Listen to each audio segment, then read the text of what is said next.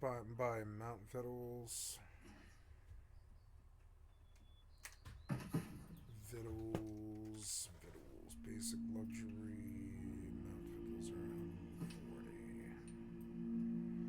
Buy 5 of them. Fours.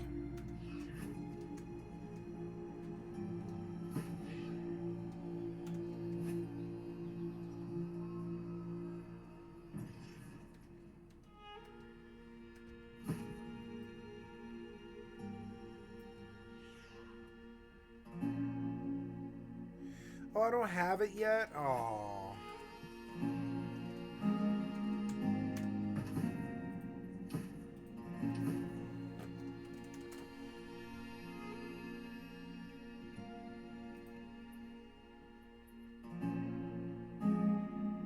That's just as expensive.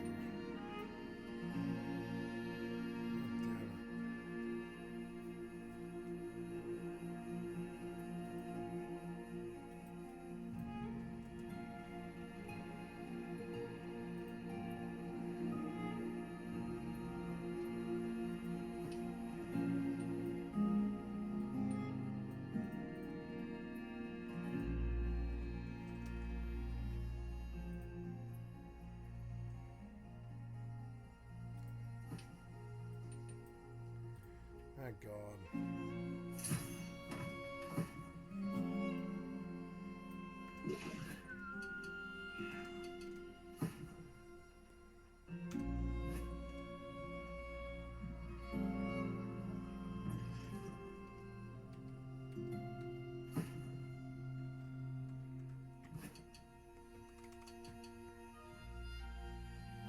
Almost to 150.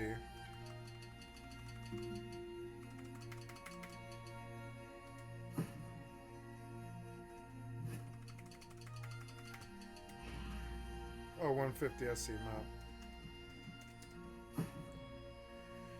Yeah.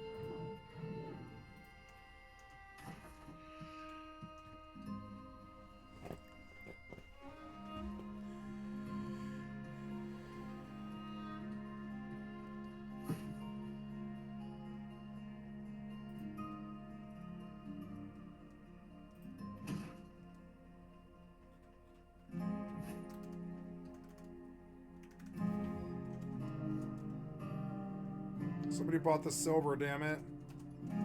Ah.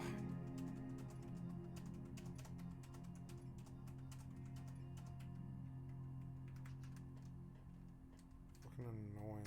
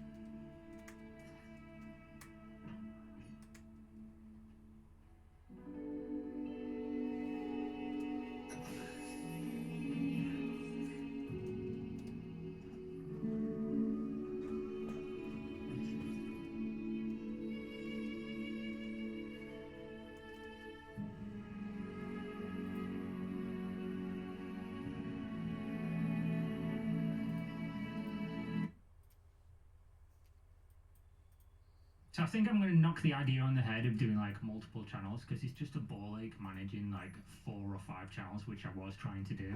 So I'm just going to have the Magic of the Gathering channel, the main channel that does the video essay stuff, and then this one.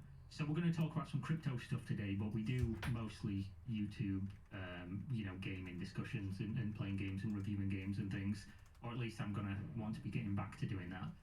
We're talking today about Gala games, and there's some fucking repeat characters here from, if you're a connoisseur of the Kira lore, over the years of covering crypto games, because every person in this, at least the influencer side, is somebody I've had some kind of discussion with or about or some back and forth with, just because I recognise the images of their profile pictures. So this is about Gala Games, and this is obviously, Gala Games is one of the biggest, I guess, crypto gaming platforms. They have the Gala token, which is apparently worth like a billion or some billions, fully diluted valuation, which is basically just what prices it sold at recently times by the supply. It's a fucking useless, mostly shit metric that people parade around when it's high and say it doesn't really matter when it's low. But basically, you know, notionally, if you could sell all the tokens right now at the price that it's at, it'd be worth like $1 billion something dollars or whatever. I'm not going to look at what it is right now. We're just going to use this. And Gala Games is shit. You know, a lot of these people have got like contracts with them and they're partners and they get paid to shill this shit. But Gala Games is garbage. None of their games have took off. They're one of the first in crypto gaming, blockchain gaming, whatever we're going to call it, that have actually released games. And you'll never hear anybody talking about them. You'll never hear anybody playing them or you know, see anybody playing them, because they're shit. You know, they're like mobile games, and they're like 15 years behind what people would have played. And even then, 15 years ago, you could have been playing some bangers. I'm not even going to try and remember what games were out 15 years ago. But games 15 years ago were fucking great. Right? There was loads of amazing games. But they're making shit games from 15 years ago. Like, tech-wise, they look bad. And then obviously we're talking about here, the president of blockchain at Gala, Bender Brink, resigns to become an unpaid advisor for Powered by Gala to form LFT on Gala chain. I'm not going to read this. And KG Jan posted this, who's a funny guy who I've interacted with before, who posts just all crypto content, and all of his thumbnails has him sticking his tongue out like he's fucking on OnlyFans or something. But what we are going to read is a crypto person, never seen this guy in my life, but I'm going to give him some credit here, has a great take on Gala Games, which mirrors a lot of it's interesting to see crypto people mirror a lot of the things that I've been saying, and obviously a lot of the gaming community's been saying for a whole long time. So he says, what a joke that Go Gala Games still has 1.5 billion FDV, fully diluted valuation market cap. Gala Games is the prime example of zombie bullshit gaming ecosystems. They've delivered a big fat zero for Web3 gaming as a whole. All hype, no substance. This is just true. Again, you will see nobody playing their games. Nobody's talking about their games. Nobody's coming to one of your gaming circles and said, have you played that new fucking Gala Games game? Not happened, has it?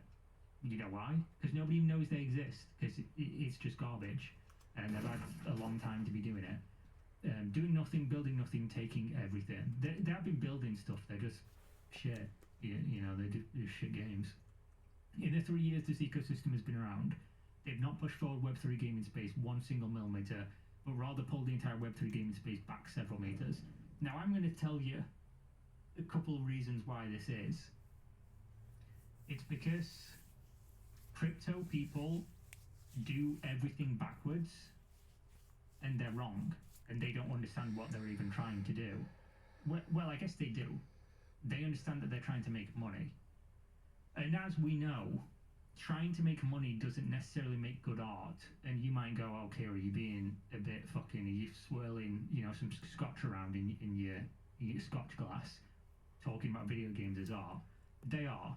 And a really good video game is very difficult to make. And typically, outside of a few companies who are the really big AAA companies, they don't even hit when they have all the experience, all the money, all the tenure, all the good IPs. They still make shit games, and those teams, people like Ubisoft, people like Blizzard, people like Activision, they've been making games for fucking decades, and they still make shit games. Okay, I just want to say I was listening to this back as I was editing, and I mean they don't just make shit games. They can make shit games. Obviously, sometimes they release games and they're just bad, and they don't all hit. Right? That's just what I mean by this. And they have everything you don't have. And obviously, when you look at like who's making good games with very little budget and very little experience, it's indie games, right? And what do indie games have, and indie game creators that crypto people don't? Passion for what they're doing, and they're doing it for the right reasons. They're doing it because they love it. It's their baby, it's their idea, and they're not trying to make a quick buck. What crypto people are doing, by and large, and I don't think this is controversial to say, I think most crypto people would agree if they wasn't lying to themselves or their audience, they're trying to make money. They don't care about the product. In fact, the product is oftentimes a hindrance to what they're trying to do, because once the product is revealed, it goes back to exactly what I've said for basically forever when you talk about like Kickstarter games. They always raise the most money when it's just an idea, right? When it's just a brief trailer, you know, a concept trailer or some words on paper or some guy talking about his passion and blah, blah, blah. And it's because that's when things are like, you can never contend with somebody's imagination. Once it goes in their head and they sit and create it, that's like, whatever you deliver, it's almost never going to live up to that. It's why reading's so good, because it's your brain, it's what you like. As long as the words resonate, as long as it makes sense, the thing that you're building in your brain, assisted by the hopefully good writer, is always going to be better 9 times out of 10 than what somebody else's brain can make, because they're not in your head. And it's the same thing with crypto, only obviously a different mechanism. And that is these people saying, how can we make loads of fucking money? And then they work backwards from there. We'll make a crypto gaming thing, and this is going to be our game. And 9 times out of 10, the wording and what they're presenting and saying they're going to do is fucking impossible. It's just not been done in traditional gaming by experts in decades, or they're aiming for like, this thing could work if it was the most popular game ever made, if it was a World of Warcraft in Wrath of Lich King, if it was a League of Legends in fucking 2014, but it's not going to be that, is it? Like, if your plan hinges on it's just going to be the best thing ever, you're fucking delusional, and I'd say you're probably grifting. You're either like mentally ill or you're grifting and you're a liar. It's one of those two things, basically. So that's why they've not moved anything forward, because they're working backwards from trying to make money, and obviously that's just not how you make it a good product in general. Especially when it's something that's like, what are you even giving to people here? What's the value proposition? You're giving people a worse game with stuff in it that they don't like. So obviously it goes on, the story of Gala Games is when you have liquidated hundreds of millions, maybe $1 billion USD in team tokens as a cash out onto the market, on the guise of building a massive gaming chain that will deliver an ecosystem of fun crypto-powered games, but instead deliver absolutely nothing of substance. Again, you understand why I feel the way I do on it. What do we have 3 years in by these guys? No workable chain, no sticky partners. I'm sure they've been getting fucking sticky with all the money they've made. No playable games. I'm fairly sure there are like playable Gala games. Maybe I'm wrong, but the things that I've seen would suggest people have played them. They look like garbage. So are you really actually playing anything other than yourself? I guess. No players, true. No customers, true. Dozens of ecosystem games with about a dozen active daily players each day playing that shit. Oh, but you can buy into the Gala overpriced nodes to get your cut of Gala token to dump onto the market. What's the token utility of Gala? Checks notes, nothing. Well, it never is it? 9 times out of 10 in crypto, what is the utility of the thing you're doing? Unless it's decentralized finance, not a fucking whole bunch, to be honest. And even then you obviously have issues in that sector and bad actors in that sector and risks and inherent issues. But in terms of gaming, again, I've said for ages, and I'll fucking go to the grave with this one. You crypto people are fucking stupid in general. By and large, the people running these projects, the people trying to sell, like the influencers and stuff, trying to sell these concepts to people, you guys just don't know what the fuck you're talking about. And if even one of you had like the base level of understanding to talk to the people who are going to be your target audience, there's like slam dunks here that you could sell to a traditional gaming audience without all the extra shit that's just built on lies and stuff that we know is impossible and stuff nobody cares about. If you were selling people on like just the aspect of, oh, we're building a game that's, you know, like Counter-Strike, and you know how the skins you trade in Counter-Strike have got a value, and you trade them on the Steam marketplace, but then the money's in the Steam system, and technically based on TOS you're not supposed to sell them for real money. Well, we're just letting you, and you don't have to if you don't want to, but you know, the game's there. There's no other bullshit. We're not selling anything day one or fucking years in advance like all these crypto projects do, but we're just building a game, and we're gamers and we love games, and here it is, and it gets popular, and then you make your money, you know. But instead, or something that's even better, you're selling licenses for video games that are tradable, because the problem we have in gaming right now is something nobody really talks about all that much. It's that once everything's gone digital, you own nothing. It's the classic meme, right? You own nothing and you'll be happy.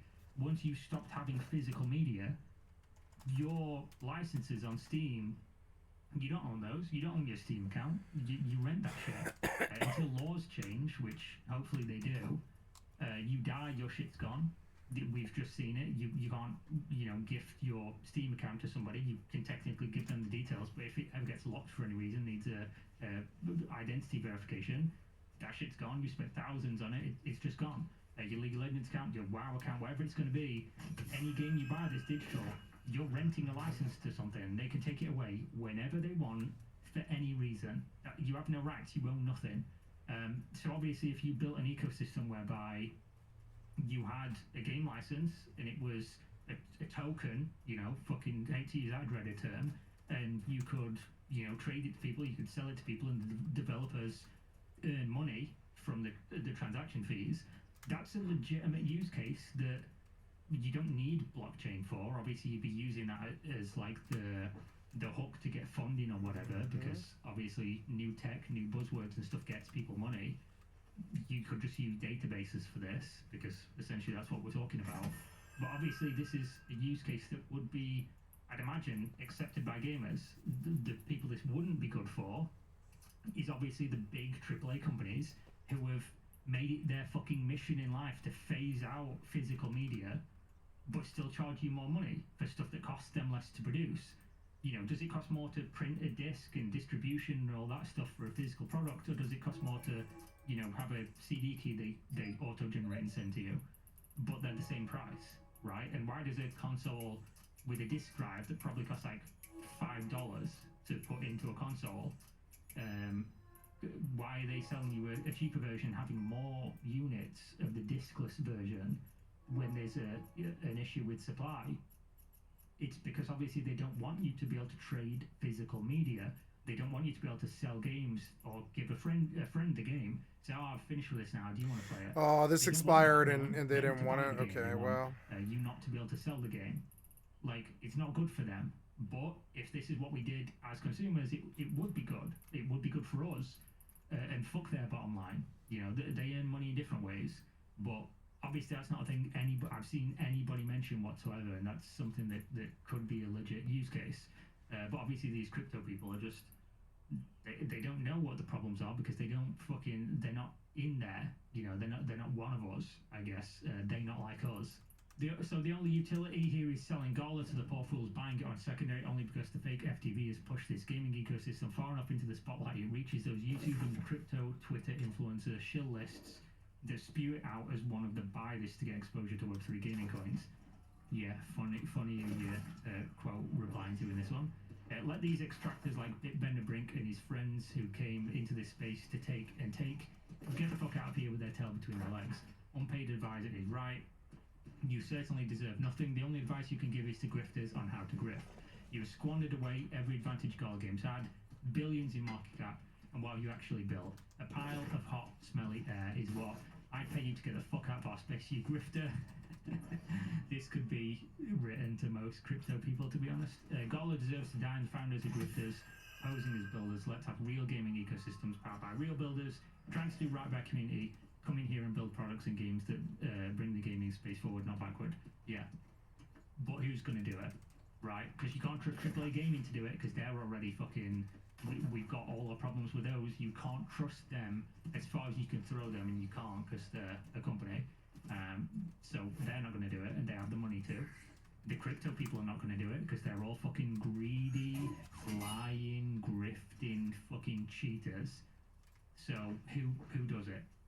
You know, I just don't see the end, right? A VC is going to do it? No, they just want the money. I don't see how any of this happens. I've not seen a crypto game yet where I've been like, oh yeah, this is both giving something that we need and better than what we have as an actual product, because it has to be the game first. And the problem is most of these things, the ones that get big are the ones that I've said, they're like the Kickstarter projects, they're like they're selling something to you, they're crowdfunding. How can we make this sound the best thing ever that we probably know we can't even deliver, so that we can get loads of money?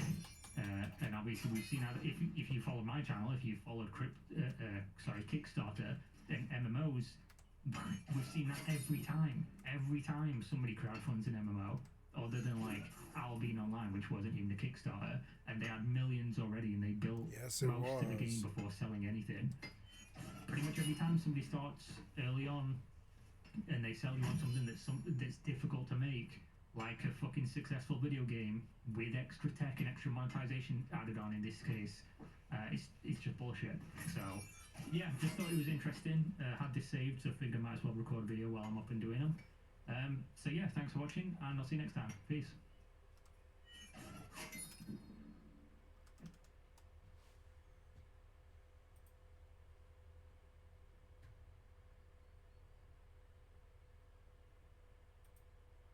Today's video is brought to you by our friends. Thank you, Kira TV, for the excellent content for my stream. I'd like to sub to your channel. On the head of doing like multiple channels. Thank you, Some Ordinary Gamers, for the excellent content for my stream. I'd like to sub to your channel. Brought to you by our friends over at Brilliant. Do you ever watch one of these videos and think, dang, I wish I could learn exactly what you're talking about, that programming language, that piece of computer science? Well, there's a free and easy way to learn it, and it's thanks to our friends over at Brilliant, who, by the way, are the best way to learn math, data science, and computer science effectively. Ladies and gentlemen, are you an interactive learner? Well, Brilliant can work with you and design a course specifically tailored to your pace of learning. Whether you're a fast learner or a slow learner, it doesn't matter. Don't feel shame. This is a complicated series of subjects, and if you can be guided through it interactively in a fun way, then what's better than that? You won't feel like a fish out of water. Especially when it comes to things like computer programming or writing in code.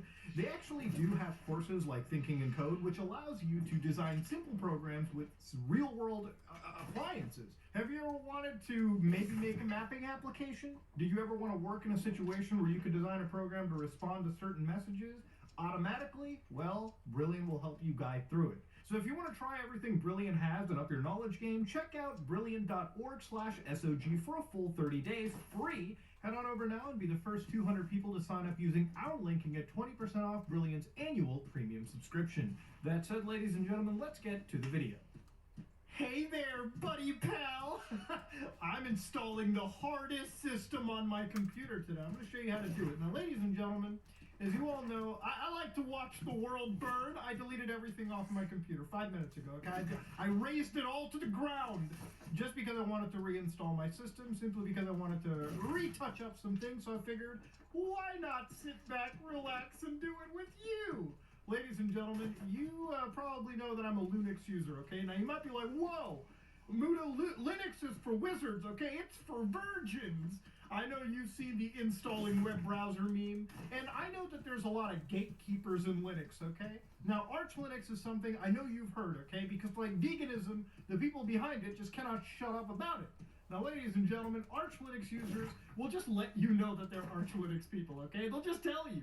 Even if you're at your grandmother's funeral, somebody from the other goddamn room will come by and just, tap you on the shoulder and be like, hey, buddy, I use Arch.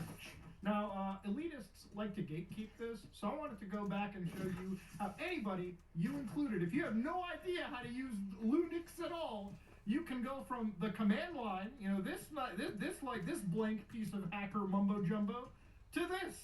And now, if you're a Linux person, I'll be upfront and say it. Just download Linux Mint, okay? It's the only Linux distribution you need. If you're brand new, it installs in like 5 minutes, and it's packed with everything a growing boy or girl needs. But today I'm going to show you Arch. Now, there's harder versions of Linux like Gen 2, if you just feel like compiling everything from source. There's also Linux from scratch, okay? If you have two options to torture somebody, waterboarding or making them do Linux from scratch. Linux from scratch is usually the more, evil thing. I believe somewhere in the United Nations, they probably written it as like, against, it's cruel and very unusual punishment. So first things first, how do you install Arch Linux? Now, the easiest way to do it is to go use the Arch install script, okay? It's designed for babies. Follow the list, go through it, okay? It's got probably the worst UI design of anything Linux related, but then again, this is Linux we're talking about. Now, I'm going to show you how to go to Arch. So you go to their website, you download the ISO file like you see right here, the freshest one. You download a tool like Balena Etcher or Rufus, and you make sure you have a flash drive. You plug the flash drive into your computer, link Balena to your ISO file, and you flash the drive, and you're ready to go. So now imagine you got a computer sitting around, okay? You want to find a fresh, empty USB port. I did it! Now you hit power on your computer and you make sure, first things first, smash that delete F12 whatever key on your keyboard. See, first things first is going into the BIOS screen, okay, to just make sure you're sitting in the right places. So here we go, we're on our screen. If we hit delete a few too many times, you'll get me into the UEFI BIOS setting. Again, this can be very different for every individual person. Now, generally in this BIOS screen, if you want to enable things like virtualization, you can find that. If you want to enable things like UEFI or specialized prompt, you can do it right from here. But the reason why I went in here is to click on the boot menu. So you click F8, it might be different for you. But see where it says flash drive? So it says Lexar USB flash drive. That's my flash drive with Arch Linux prepared. So as long as I hit enter on this one, you'll probably notice, whoa! What is this? The GNU Grub? So this is your first phase, okay? Actually booting in. Now, it's got some options. You can run a memory test, UEFI shell, but you want to click on the first option, okay? You just click Arch Linux install medium x86 64 UEFI. Oh, look at those OKs. See, this is Arch booting up, okay? This is what people love to see, the status screens right here. Now, to understand, first things first, we're going to make sure we have an actual internet connection. Because without the internet, we're not going to be able to install this, okay? At least not in the way that I'm showing you. So the first things first is you go to ping www.google.com. Now, if you're noticing, whoa, I'm getting 64 bytes back and forth, hit Control-C and stop this right there. As long as you're getting actual bytes back, that means that you have an active internet connection. So, again, we know we're connected to the internet. Now, the other thing to know is, are we booted into EFI, UEFI mode? If we're not, then we need to go back to our BIOS and change a few things around. So this is quite easy to add. So you do EFI var, okay, and then -L. Whoa, look at all these things right here. Muda, what do they mean? Listen, it's just here to tell you that, yes, you are booted into the UEFI mode. So congratulations. Now the next thing to do is make sure you remember the clear command, just so you can make sure you clear some of this obnoxious stuff first. Now if you type in lsblk, list block, now when you list your block, lsblk, you'll notice you have SDA, SDB, SDC, SDD. Now, SDA, B, C, and D are actually each individual piece of hardware, so they're different drives on your system. Hard drives, NVMe, SSDs, whatever. Now, underneath those are trees, so SDA 1 and 2, SDB 1, 2, 3, and 4. These are all different partitions. Now, here's where you're going to want to identify which drive is yours. Now, I know SDB is my drive. It's my previous Linux partition. I'm going to be working with that. But generally in this case, it's like when you're installing Windows and it asks you which drive you want to go with. It's drive 0, 1, 2, 3. Roughly the same concept. Once you figure out what is your drive, write that down somewhere. So I know for me it's SDB. So I'm going to make sure I remember it. Again, you cannot mess up the lettering going forward. That can cause some catastrophic issues to your system. So just know what you're doing, and again, do this calmly, okay? No need to rush. Now here you're going to do gdisk, which is where we're going to be opening up a ability to clear that one specific hard drive, get it prepared for partitioning, which means we split up the drive and get it ready to install Linux. Now gdisk, in this case, we're going to be doing gdisk space /dev and /sdb. Again, you might be different. I'm going SDB because that's the drive I'm installing to. So once you hit enter, it's going to ask you for a bunch of different commands. Here we're going to be doing X for expert, and then we're going to be doing Z to zap, and it's going to say, hey, you're about to wipe out the GPT, which is the partition table. Hit yeah, and then, whoa, are you sure you want to blank things out? Everything might be destroyed. Hell yeah, brother, wipe it. Now at this point your drive is clear and you're ready to go to the next step, which is partitioning. Now here you're going to be using something known as cgdisk. It's a easier partitioning tool, so do /dev /sdb. And before we go into it, just to show you what happened on my previous drive, if you do lsblk, you'll notice SDB doesn't even have partitions. It's completely clear. So again, do cgdisk /dev /sdb. And once you're in here, it'll give you a warning. Just hit enter to continue. It'll be like, whoa, you've got 931 gigs of that free space. So this is where you're going to be doing things in a different way. We're going to be separating our root partition, which is where our operating system is stored, and then the home partition, which is where our actual files are going to be stored totally separately, okay? Generally, you can keep your operating system and your home in one partition, but for security reasons, we'll just split them up. Now, inside new, we're going to highlight new using our keyboard, hit enter, and it's going to ask you how much you want your first sector to be. So it's going to say default, just leave it blank. And inside here, we're going to give it a size. Now, this is going to be our boot drive, okay? This is where we're going to be storing our boot information. So this doesn't need to be that big. Just do 1024, which is 1 gigabyte, and do M, lowercase I, and then B, all right, as in capital. Once you hit enter, it's going to ask you what type of file system you want. Because this is our boot drive, we're going to be doing EF00. Hit enter, and then of course it's going to ask you what you want to name it. And we're going to call this boot. So now you'll notice, whoa, you've got 1,000 gigabytes, that's what we made. And then you'll notice I have 1,000 kilobytes. I figured out that this was actually just kind of how the GPT partitioning table works, okay? The Arch Linux wiki does a better job of describing it, but don't freak out if you have that extra space sitting there. Now the next thing we're going to be making is swap memory, okay? Now swap memory is kind of like the hibernation file or the paging file in a Windows system, right? Basically, if you run out of RAM, what your programs will do is start moving things into swap as temporary memory, so the system doesn't just freeze. Now, I have 128 gigs of RAM in the system. I still am going to make swap. You want swap memory. Don't just sit there and pretend I got enough RAM, I'm fine. Some programs will just use swap, okay? The other reality of it is that if you're going to be hibernating, you'll need swap to obviously move stuff from your RAM to your drive. Now, how much swap are we going to be doing here? There's a careful mathematical equation. I'm just going to be giving myself like 16 gigabytes because I never really use swap. It's there for very emergency reasons. So again, in this case, we're going to be hitting enter, as a first sector. So the size and sector, I'm going to be doing 16, and then I'm going to be doing capital G, I, and capital B, lowercase I, just to create a 16 gig swap space. Now here, we're going to be giving it the swap code, which is 8200. And we're going to call this swap. So at this moment in time, it tells you that's Linux swap right there. So now we're going to create another sector, and this is going to be our boot partition. Now, Arch Linux will give you a healthy amount of what it needs for root. I'm going to give it 40 gigs. I think the actual amount is like 15 to 20. I have plenty of space. I'm going to give it 40 gigabytes of space for my operating system. So hit first sector as default. The second sector, 40, capital G, lowercase I, B, 40 gigabytes. And then, of course, here it's going to ask you your current type. It's 8300, so just hit enter. Not boot, root. They rhyme, but, different words. So now your last space is 874 gigs. So here, just hit new. There's going to be our home partition, so just hit enter for default. The size and sector, hit enter. It's just going to use the rest of your space up. 8300, hit enter, and just call this home. So at this moment in time, you'll have 711 kilobytes of free space. It's okay. We've got four partitions. We're fine. Now at this moment, we're going to scroll all the way using the arrow keys to right at the bottom and hit enter. And it's going to be like, hey, you want to do this? just type yes, and operation completed successfully. So now at this point, just hit quit, and then type in the words clear.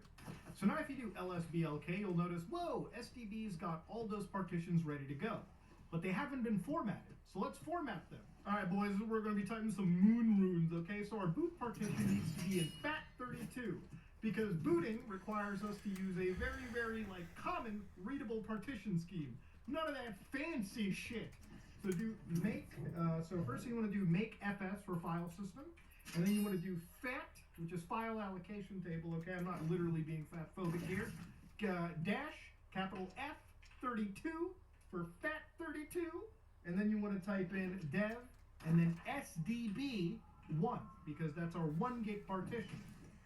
Okay, that's already done. Now, next thing you're going to do is making swaps. So do mk swap, and then do /dev/SDB2, which is our 16 gig partition. Well, we just did it. It even wiped old swap signatures. Now you want to do swap on /dev/SDB2, and then swap has been enabled. Now the last two partitions we're going to be doing in extended for, which is a Linux partitioning scheme. So for this, we're going to do make fs, or not make fat, make fs.ext4/dev/sdb3, okay? Just for our 40 gig partition. It's going to be like, hey, wait, it contains a file system. Just hit yes, if so. And then, of course, do another one, which is make, or you can press up, so make fs.ext4 and just do dev sdb4, okay? And at this point, if it asks you, hey, there is a file system, just hit yes. It's probably reading off old history. And here, it's going to take a little bit of time because it's a bigger block, but we're already done.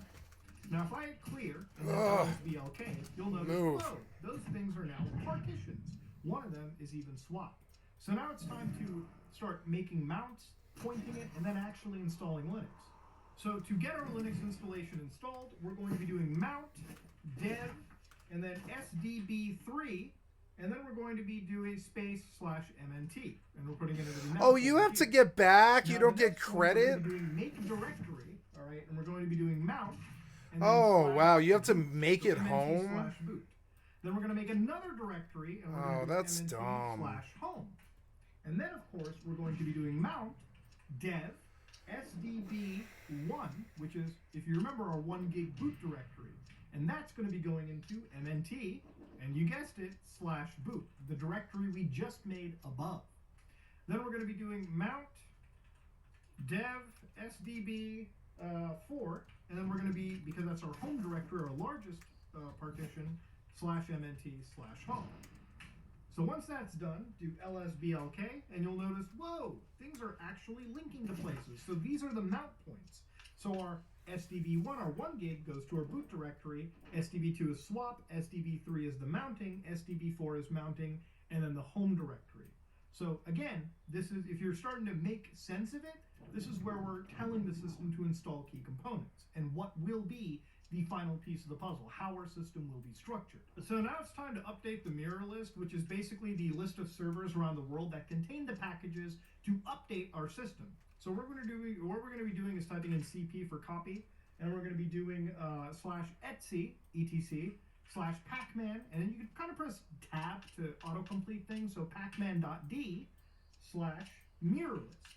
Now here we're going to have another space, and we're going to go to /etc, and then we're going to do pacman.d, and then we're going to be doing mirrorlist.backup. What this does is it creates a backup file, so in case we screw something up, we can just copy the backup as the original mirror list. So the same command, but inverse. Now, one of the things that we're going to be needing is rank mirrors, but if you've noticed, we don't have access to rank mirrors.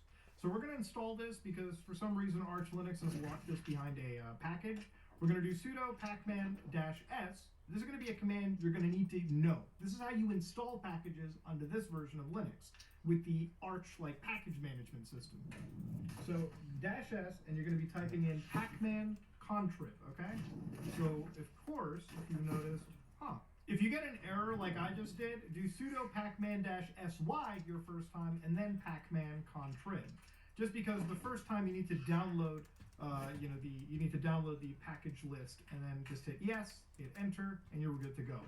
Now here is where you're going to be actually ranking the mirrors by top 6, so we get the best download speeds. So do rank mirrors, right? And this is the command. And then do -n. And then you want to type in 6 for the top ones. And of course, in this situation, you're going to do etc pacman.d/mirrorlist. And in this case, you want to do the backup. And then you want to do 1 arrow, which is, to the greater than arrow. And then you want to do /etc pacman.d mirrorlist, okay? So once you hit enter, you'll notice, whoa, it's just blinking. Did the system freeze? No, it's actually doing the whole network job. It's going to take a couple minutes. So sit back, sip some tea, and then we'll move on to the next step. Whoa, we're done. So as long as you see that Arch ISO asking you can type stuff in, you're good to go. Basically, the system is done. I'm going to open up the mirror list to show you what's happened. So opening up the mirror list over here, you see that I just generated a new list, and it's picking the best servers possible for me. Again, yours will be different, mine will be different, just because we live in different parts of the world. Now, to give you the magic sauce of installing, we're going to type in pack strap. All right, strap on your seatbelts, buckos. -K, and you're going to do /MNT. You're going to do according to the actual installation guide. Yes, I am looking at the guide myself because things do change. Type in base, Linux, because you need the kernel, Linux firmware, because you want to actually use your hardware underneath Linux. Let's not pretend. And then, of course, the last but not least, if you're going to be working with development kind of stuff, do base-devil and just hit enter. Now, of course, it'll generate the new keyring. It'll start downloading Linux, and bam! Well, this is how it works, boys and girls, right in front of you. If you brought your friends to your house and they'd be like, "What are you hacking the government there?" No, you're just installing Linux, buckos. And that's pretty much it. So you got 146 packages, and it shouldn't really take us that long to do. And there it is, buckos. In literally a minute, we've installed pretty much all of Linux right there, at least the basic stuff to start and boot in. We still got a lot more to do, so buckle in. So now that you're done pretty much over here, we need to create an fstab file so our hard drives are recognized and allocated as we're booting. So do gen fstab, all right, and then you're going to do -U, again, lower cases and upper cases, very important, -lowercase p, and then /MNT, and then 2 arrows to the right, and then you're going to be doing /MNT /etc/fstab. Here's Channel 5 with Andrew Callahan, Davis Clark. Thank you for the excellent content for my stream. I'd like to sub to your channel. We've got a big Friday on deck. It's time to get absolutely locked in because we're starting out Hammer Excel spreadsheets, getting through those formulas, and then we're going to talk about what it means to be in business. My name's Davis Clark. I'm from Massachusetts, but today we're out here in California this week. My favorite hobbies are working out, coaching football, and honestly studying for tests. Hey, the big day is finally here. It's test day. We ripped the test today. We've got a few topics lined up. We're going to talk about what it means to be a corporation and how we approach the workday. I'm diversifying my business pursuits, but I'm still going to be hammering Excel spreadsheets in the cubicles. The corporate dream lives on, so heavy hitters, watch out. There are going to be days when everyone's struggling, so let's talk about the strategies that we're going to use to get through them and make sure that we have an awesome quarter. Okay. The corporate dream is to become a heavy hitter, and I believe that work can be powerful. One of my favorite tasks is to automate, whether it's a monthly report, quarterly report, or just a simple process. I'm always trying to find ways to do things easier, faster, and more efficiently. What's your normal day? I'm up at 4:30 a.m. When that alarm clock goes off, I'm up. I use Slack, but I never slack. I set it up on the other side of the room, so I physically have to get up, walk over, and shut it off. Otherwise, it's just going to keep playing in the background. So it forces me to get up, get going. From there, I'm going right into a workout. Gotta hammer these reps and hammer those calculations. Let's go. Just to get the energy going. We call it the riser routine. And then right now, I'm working in an office in Boston primarily. So I'm on the train, probably around 7:30, 8 o'clock, going into the office. Locked into this middle seat right now. We got the whole team here. We got Bendari, everyone's favorite. We got Mike, absolutely after it. Fourth quarter right now. Let's go. And that's phenomenal because I see so many of my friends, family, just people in the community on the train. Yeah. We're supporting each other back and forth, getting fired up. Hey, we're going to do good things at the office. You stay locked in, we stay locked in. We're gonna lock in, we're gonna lock it down. Yeah, lock it. Let's go. And so by the time I hit the office, get locked into the cubicle to hammer Excel spreadsheets, I'm ready to rip. We don't have to go to work on Monday. We get to go to work on Monday. Let's go. Let the heavy hitters know. We literally get after. We hammer Excel spreadsheets, try to make sure that we're doing the right things for the business. That's fine. I like that. I feel like for the most part, like when people think about like going to work and like working a 9 to 5, they're kind of just like bummed out about it. Hello, Peter. What's happening? But you seem like to love it. I mean, I guess it just goes back to that conversation we were having earlier, talking about the definition of corporation, corporate, and what it means. Yeah, because a lot of times when people hear the word corporate, they instantly think, oh, it's this evil entity trying to make sure the workers don't make enough money. They're just trying to cut costs and do all these bad things. But at the same time, if we look at what the actual businesses, the corporations are doing, they're doing a variety of things that are changing the world. In Boston, we've got a lot of biotechnology companies that are literally saving thousands, if not millions of lives with their inventions. People are working 10, 20 years to develop one product. And I mean, if we look at the pandemic, we have companies making vaccines really quickly. And I mean, there's just so much invention going on in that area that truly is going to make the world a better place. It can be powerful. A lot of times we keep... This guy's drinking the Kool-Aid so deep. My God. I'll be right back. I'm sorry. I've got to pee. Might as well pause it, I guess. Just a second. Sorry about that.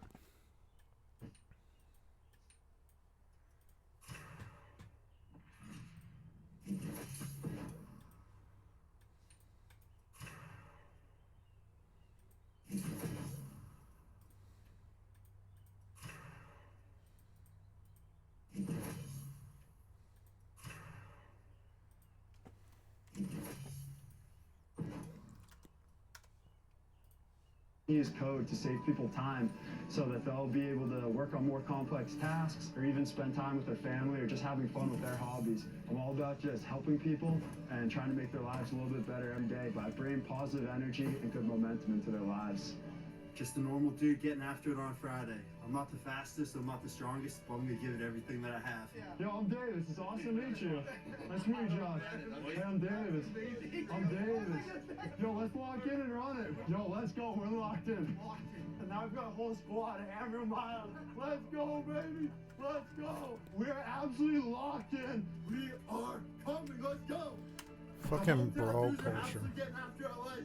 The internet, from its inception, has been a powerful tool, a vessel for innovation and progress, a symbol of American ingenuity that, with the advent of social media, seems to possess magical powers that can turn a man or woman from a zero to a hero overnight. Goddamn right. Happened to me. Yep. As the mysterious algorithm takes a hold of someone's likeness, propelling them to stardom, past the gatekeepers of traditional fame, and into the hearts, minds, and phone screens of millions of Americans. And this is ever so true for Davis Clark, a risk management advisor for a national bank who just 6 months ago was posting videos of his daily routine to Instagram to share with his family and coworkers. I ran 21 miles this morning after studying finance until about 9:30 last night. And now has amassed over 700,000 Instagram followers, a high-profile write-up in GQ magazine, and is the face of a lucrative t-shirt business.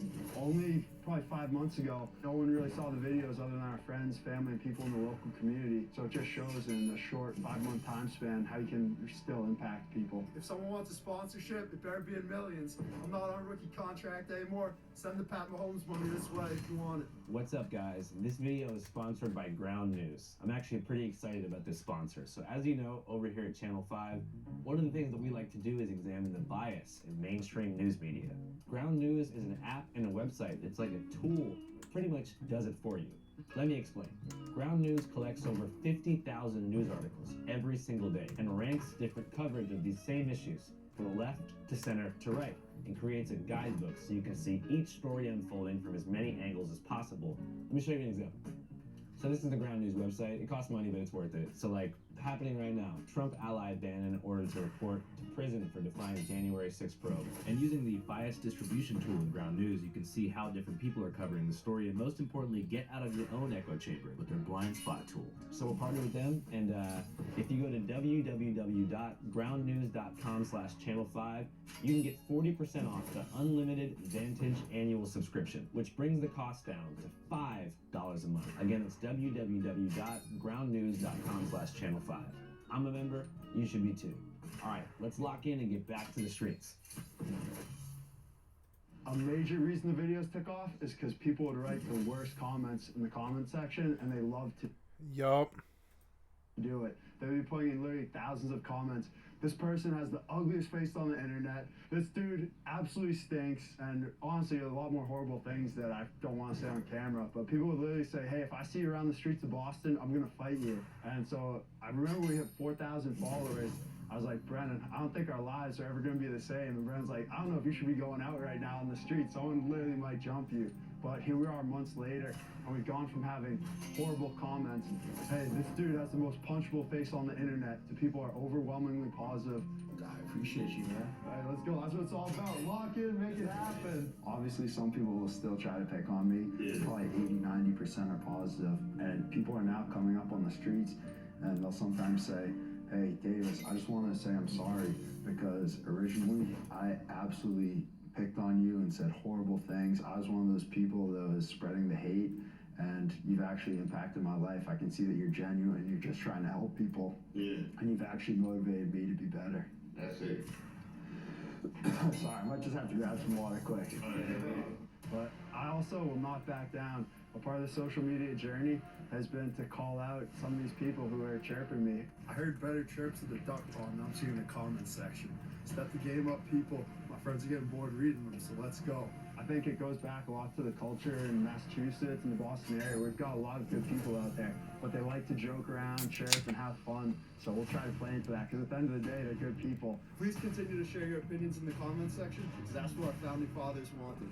Freedom of speech, press, and expression is what makes this God damn it, country you special. sound like a tool, but I love you. I want to apologize to everyone who saw me running on the last few miles of the Boston Marathon. Gave it out to everything I have for the people. 256. I shit my pants like crazy. I'm going after it. When I hit Heartbreak Hill, I had to go to the bathroom. The standard for a good time is about 3 hours, I would say, generally accepted. And I realized that if I stopped to go to the bathroom, I was not going to hit that time. Yeah, sometimes you gotta make those decisions. We're about to make a visit to the LA office. I heard we have a new intern that we need to train up, so it's gonna be a big Friday. We are ready to get after it and do some good work today. Where that 5 is, I'm gonna replace it. Okay. So index, and it's gonna match. So pretty much it's gonna do the match and say, hey, we need our 5th row. And so when I do that, it still stays on the column. That's many. So one of the big things that we're trying to do is bring a whole different vibe to the office culture and the commute. Can you dance bachata? I'm not the best. I could rip some dance moves. That's it. Ready? Yeah, who knows? Maybe we layer over some music and everything. Let's go. Okay. Classic dance move too. Just go over here. I love my job. I don't want to be in the office every day. Hey, this is what it's all about. Teamwork, getting after it, just having fun at work. Hell yeah. Hey, because just a quick couple minutes like this, and then we'll be absolutely locked in, making good things happen. I feel good. The heavy hitters can't get anyone to the office on Friday. Look at all those empty seats. Absolutely no one there. Time for new leaders to step up. Who's going to be that person? Let's go. One reason the social media is taking off, I think, is the timing. A lot of companies are going through this phase where maybe they were remote, maybe they're working 1, 2, 3 days a week in office, but now it seems like more and more when I'm on the train, there are people who are being required to go in 3, maybe 5 times a week. Yeah. So I believe with these videos, when people are dealing with these new questions, they're returning to situations, they say, okay, maybe we can be more positive on this commute. There's so much traffic because everyone goes to work on the same 2 days of the week. Come on, people, that's logistics right there. It's almost a push and shove as well, where companies, some of them say, hey, we need people in the office, and some people want to go, some people don't want to go, and there's just so many questions around it. I saw that there was like, because you know, after COVID, a lot of corporations are like, all right, you're working at home, and then now they have all these empty offices, you know, buildings, and it's like kind of pointless to have, and they're like, all right, come back, and like nobody wants to come back. Look at this, dedicated desk, and there's nobody working. Yep. Everyone's locked in. That's kind of ironic. Look at this one. All the chairs are stacked up. They're filing cabinets and chairs. It's kind of a shame. I'm kind of. The corporate culture is so goddamn wasteful. I fucking hate it. I like, okay, I hate to say it, but when I was a kid, my favorite thing to do in the world was to run around office buildings that my parents would visit because they were corporate people. They would visit people all the time in these corporate buildings in Parsippany, New Jersey for AT&T, places like that, New York and in New Jersey and shit. And so I would like run around the office buildings, going through the drawers and going through people's like desks and like running around the building, shooting rubber bands and throwing paper planes. I would just like, explore. And I would say I was a bit of an office building spelunker. I would get in every little room, every back room and all the fridges and just see what everything has. I wasn't much of a thief. I just like getting in through things, and seeing what everybody had. My favorite time that I did, we were shooting a zombie movie and we got permission to be downtown on the weekend at the Comcast building, and we were given like the run of 2 whole floors, and I went through every desk, every room, I unlocked every door. I came back with a list and I was like, well, in this one there's season tickets to the Broncos, which is worth like $3,000. I was like, I found 15 diamond rings, but I can't steal them. We're in here trying to make a movie, I was like, here's and all this, and I was like, up there's I found some drugs. I mean, it was just kind of interesting, and and it's weird because that's what I think of when I think of the waste of corporate culture is empty office buildings. Ever since I was a child, empty office buildings that couldn't possibly be used at their peak capacity. I feel like they just kept corporately expanding, but then they didn't really have product that would last the test of time usually. I don't know. It's hard to say. Working from home on days where it makes sense. I'm not just hard coding Mondays and Fridays. Gotta have the flexibility. Yo, we're absolutely locked in today. We're out here on the Cali beaches, having fun, seeing what life is like out here. Let's go, people. Live it up. Throw some push-ups, Dan? Yeah, let's do it. Rip it. Do like 20 or something? Yeah, 20. Let's do it. 1, 2, 3, 4, 5. Hi, I'm Brendan Clark. I am Davis Clark's little brother, and I'm from Massachusetts. Oh, there's a little little brother copy. That's funny. It's awesome. I've got to give a big shout out to my brother because the primary reason that we're here is because he had the concept. He has more ideas than I do. I didn't use social media too much before. Despite Davis' hyper-positive, motivational demeanor, many have suggested that beneath the surface is a tortured soul with a dark past. You can just hear him screaming internally. One person wrote, "Please, please have a dark past." I disagree. I think it's okay for somebody to be sort of vacuous and happy and not have a very deep life and just be essentially a motivational speaker on social media. And I think that's okay. I have no issue with that. Like, I think the people are living their lives, whatever that means to them. And I think it takes all kinds, and I love these people. I'm not a hater. They're commented. But why? Why in society today is all positivity questioned as being disingenuous or clocked as merely a facade masking a person's true emotions? The truth is, I don't think there is a villain arc to be found with Davis. And all empirical research points to the fact that he's just a great guy with a great family. My family is unbelievable. We're all so close. My family's unbelievable too. My dad is my only role model. He's a great person. He's always doing the right things. Basically everything that I preach comes from him and watching him. Everyone's just unbelievable. Our cousins, grandparents all live pretty much in the same area, so we truly have special relationships. Our mother also plays such a big factor in our lives. She was a stay-at-home mom. There's 4 of us in our family, and she did everything from driving us to sports practice to cooking all the meals. We all have food allergies. So I'm allergic to nuts and shellfish. So it's very difficult for our family to go out to restaurants. So to help with that, my mom cooked pretty much every single night. And a big thing with our family is we try to have family dinners whenever we can, which turns out to be, when we were little, probably every single night of the week, which was extremely special. And she really did decide to make the commitment to raise us. Like, she could have continued with her professional career. She was an accountant by trade, but you decided to stay home and help grow us as individuals. So I think that was a very crucial part in our upbringing. Aside from the clear takeaway that great parenting is a surefire way to craft highly motivated, caring, and fulfilled individuals, I would argue that Davis' rise is symbolic of a greater cultural shift that's coming with the collapse of the gig economy. I would too. In the 90s, as subversive bands like Green Day and Rage Against the Machine created shockwaves among America's youth, white-collar corporate work became the ultimate symbol of bowing down to the man. Having a boss now meant you were oppressed by a fascist, and any business with a punch clock. I feel having a boss means that you've been oppressed by yourself. If you have a boss that isn't you, you have been oppressed by yourself, and you are filing your time in the name of someone else, and you shouldn't do so. You know, I don't know. What he's talking about is right at home for me.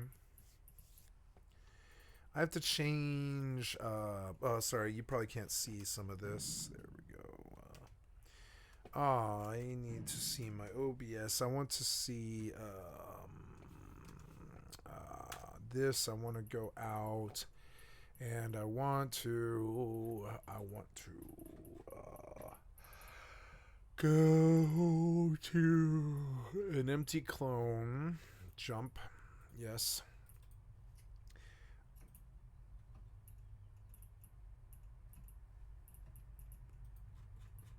I should light up an Intel, I guess.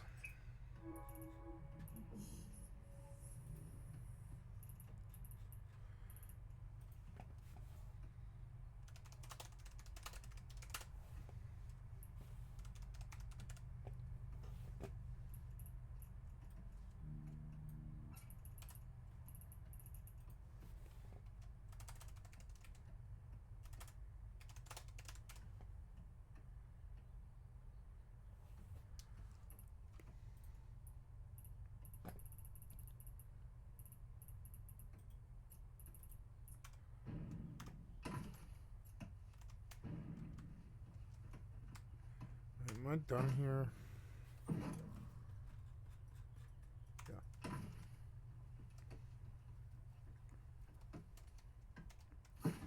I have 3 gold. Oh my god.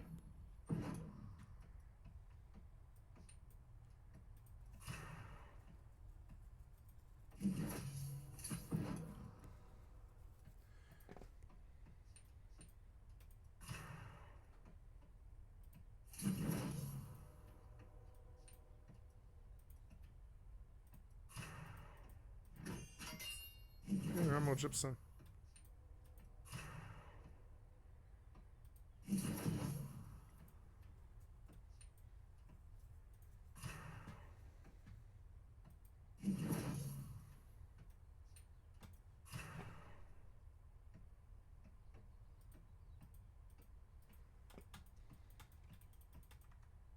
You are locked or something.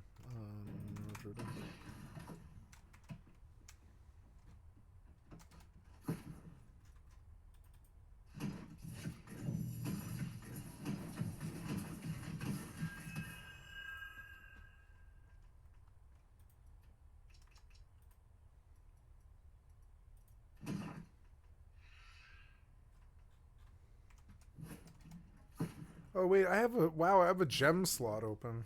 That's stupid. I have to go buy a pristine diamond. I didn't see it.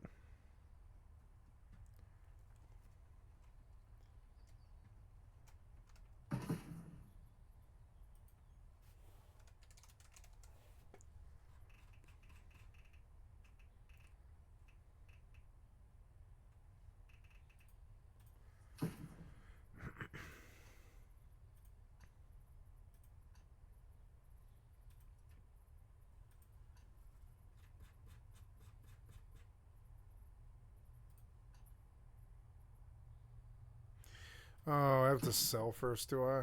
I don't know. Did I get everything there? I don't know. Let's go see. I think I did.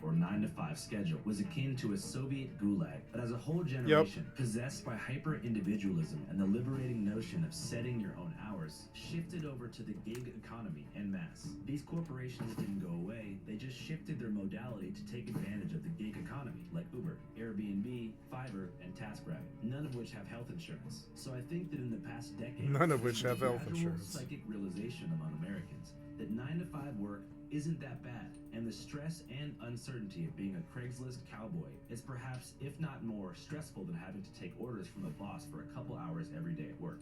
In fact, according to a recent study, 62% of temporary, contract, and freelance workers now say they'd rather work as an employee on a permanent basis. Well, an LA law firm claims Uber maliciously and deliberately broke this system by ripping off drivers and secretly taking money. On the cusp of this generational realization, enter Davis. Rabble rousers about to get the cubicles absolutely fired up, causing mayhem every day and changing office culture across America. A Christ-like figure of an emerging movement of young professionals seeking stability and refuge in the white-collar world that was slandered for so many decades. They're like, oh yeah, well our kids eat well and they go to good colleges and we have a nice house with 6 rooms and and the wife has an office and the husband has an office and he has a garage and she's got both a sports car and a soccer car or soccer van and all the family comes for a barbecue and we just spent $3,000 on the barbecue and it's all steak and barbecue sausages and stuff for us, and we're all well-blooded, red-blooded Americans, and none of us really cuss, and we all go to church on Sunday, and we all work 6 days and all this. Yeah, that for about 30 years, the suburban 9-to-5 life was considered to be garbage. It was like don't grind your nub down to nothing, But now I can see it appealing to some people after seeing how bad it is trying to scrap by. I think having having the stability of having a job was a big thing for me. I always did like having a job. Honestly, I work a 9 to 5. I like it. I don't believe in the whole outlook, oh, it's a 9 to 5, it's this, it's that. You can do great things with it. You have a skill set that can help the people around you, and I'll work hard all day long. Because at the end of the day, we have responsibilities, and we've got to be able to fulfill for the people. And I honestly feel fulfilled, like I've got a great opportunity. I have a chance to go out, learn, do something that's going to help people.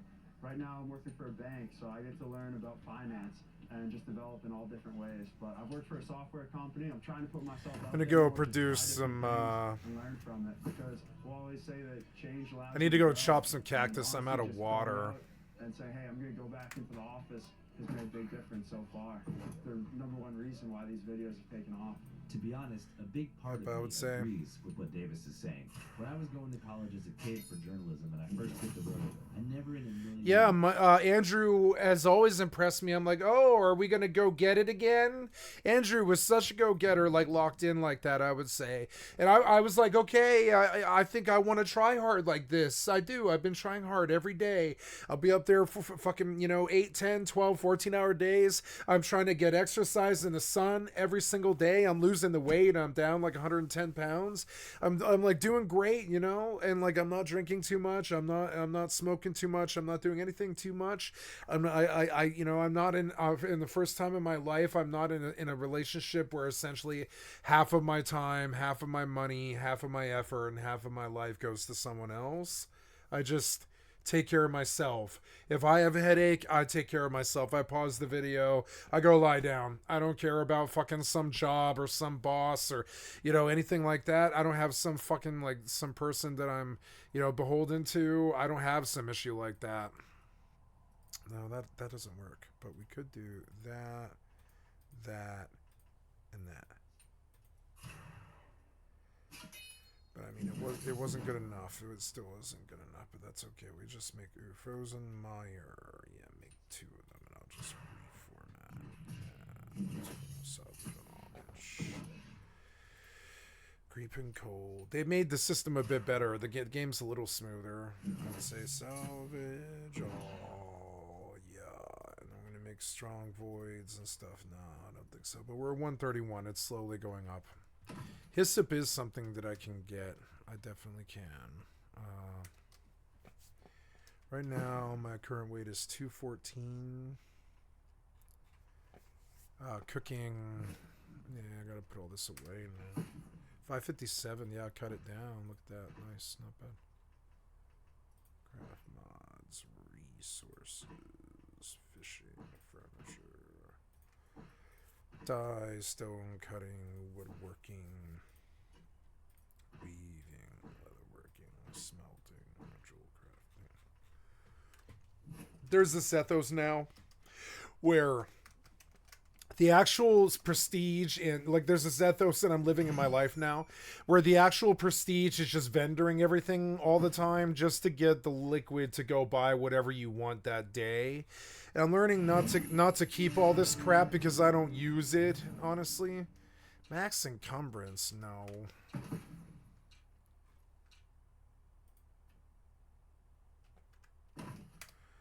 So yeah, like and yeah, what sells for that kind of thing? That War Axe is 625. Why? Mortal Lifesteal, Beastbane, and Enchanted. That's ridiculous. Why would anybody pay that? That's just insane. This is not my beer. This is an empty beer.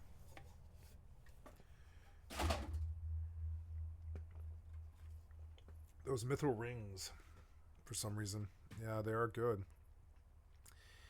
I have 699. Yeah. Oh, this is the springtime bloom things. Well, so what can we do? Let's look at upgrades in light armor. Can use apply headwear. Right now I've got a 700. I don't know. Yeah, the 700. So looking for cheaper. Oh no, I don't have any money, huh? Yeah, I guess money now is a thing. I spent all my money on Mount Vittles, but I mean I need that. So learning that Mount Vittles is gonna break me for a while, and I'm actually okay with that. But it is gonna break me for a while. Spin fiber at 31 cents. We'll take it. 30 gold. Word Calcum, 54, I'll take it. Woodlouse Spate, can't do anything with it. I'm just going to take the 1 cent. Yep, lose coin. Sausage. No buyers, huh? Ooh, $3.99, huh? Yeah, I'll take $3.99. Yeah. Roomwood, 55, 65. We'll do Roomwood and a buy order, 55, 26.20. Blueberries, 27 a piece. Yep, I'll take them. 10.29. Dark Hide, 37 of them, 30 cents a piece. Feathers, 36 of them, 5 cents a piece. Rugged leather, gold a piece. That's not bad. 33, 32. Flint, 61. Platinum ore, 38. Eternal ice, 31 of them. Going for 40 gold a piece on the market, or 1 gold buy.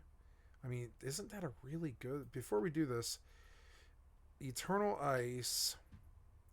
Let's put a buy order up. Oh, no, I can't put a buy order up. I don't have any money.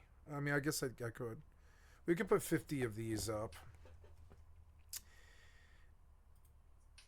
No, we'll just sell this one 40, huh? How about 30? I'll just sell it 30.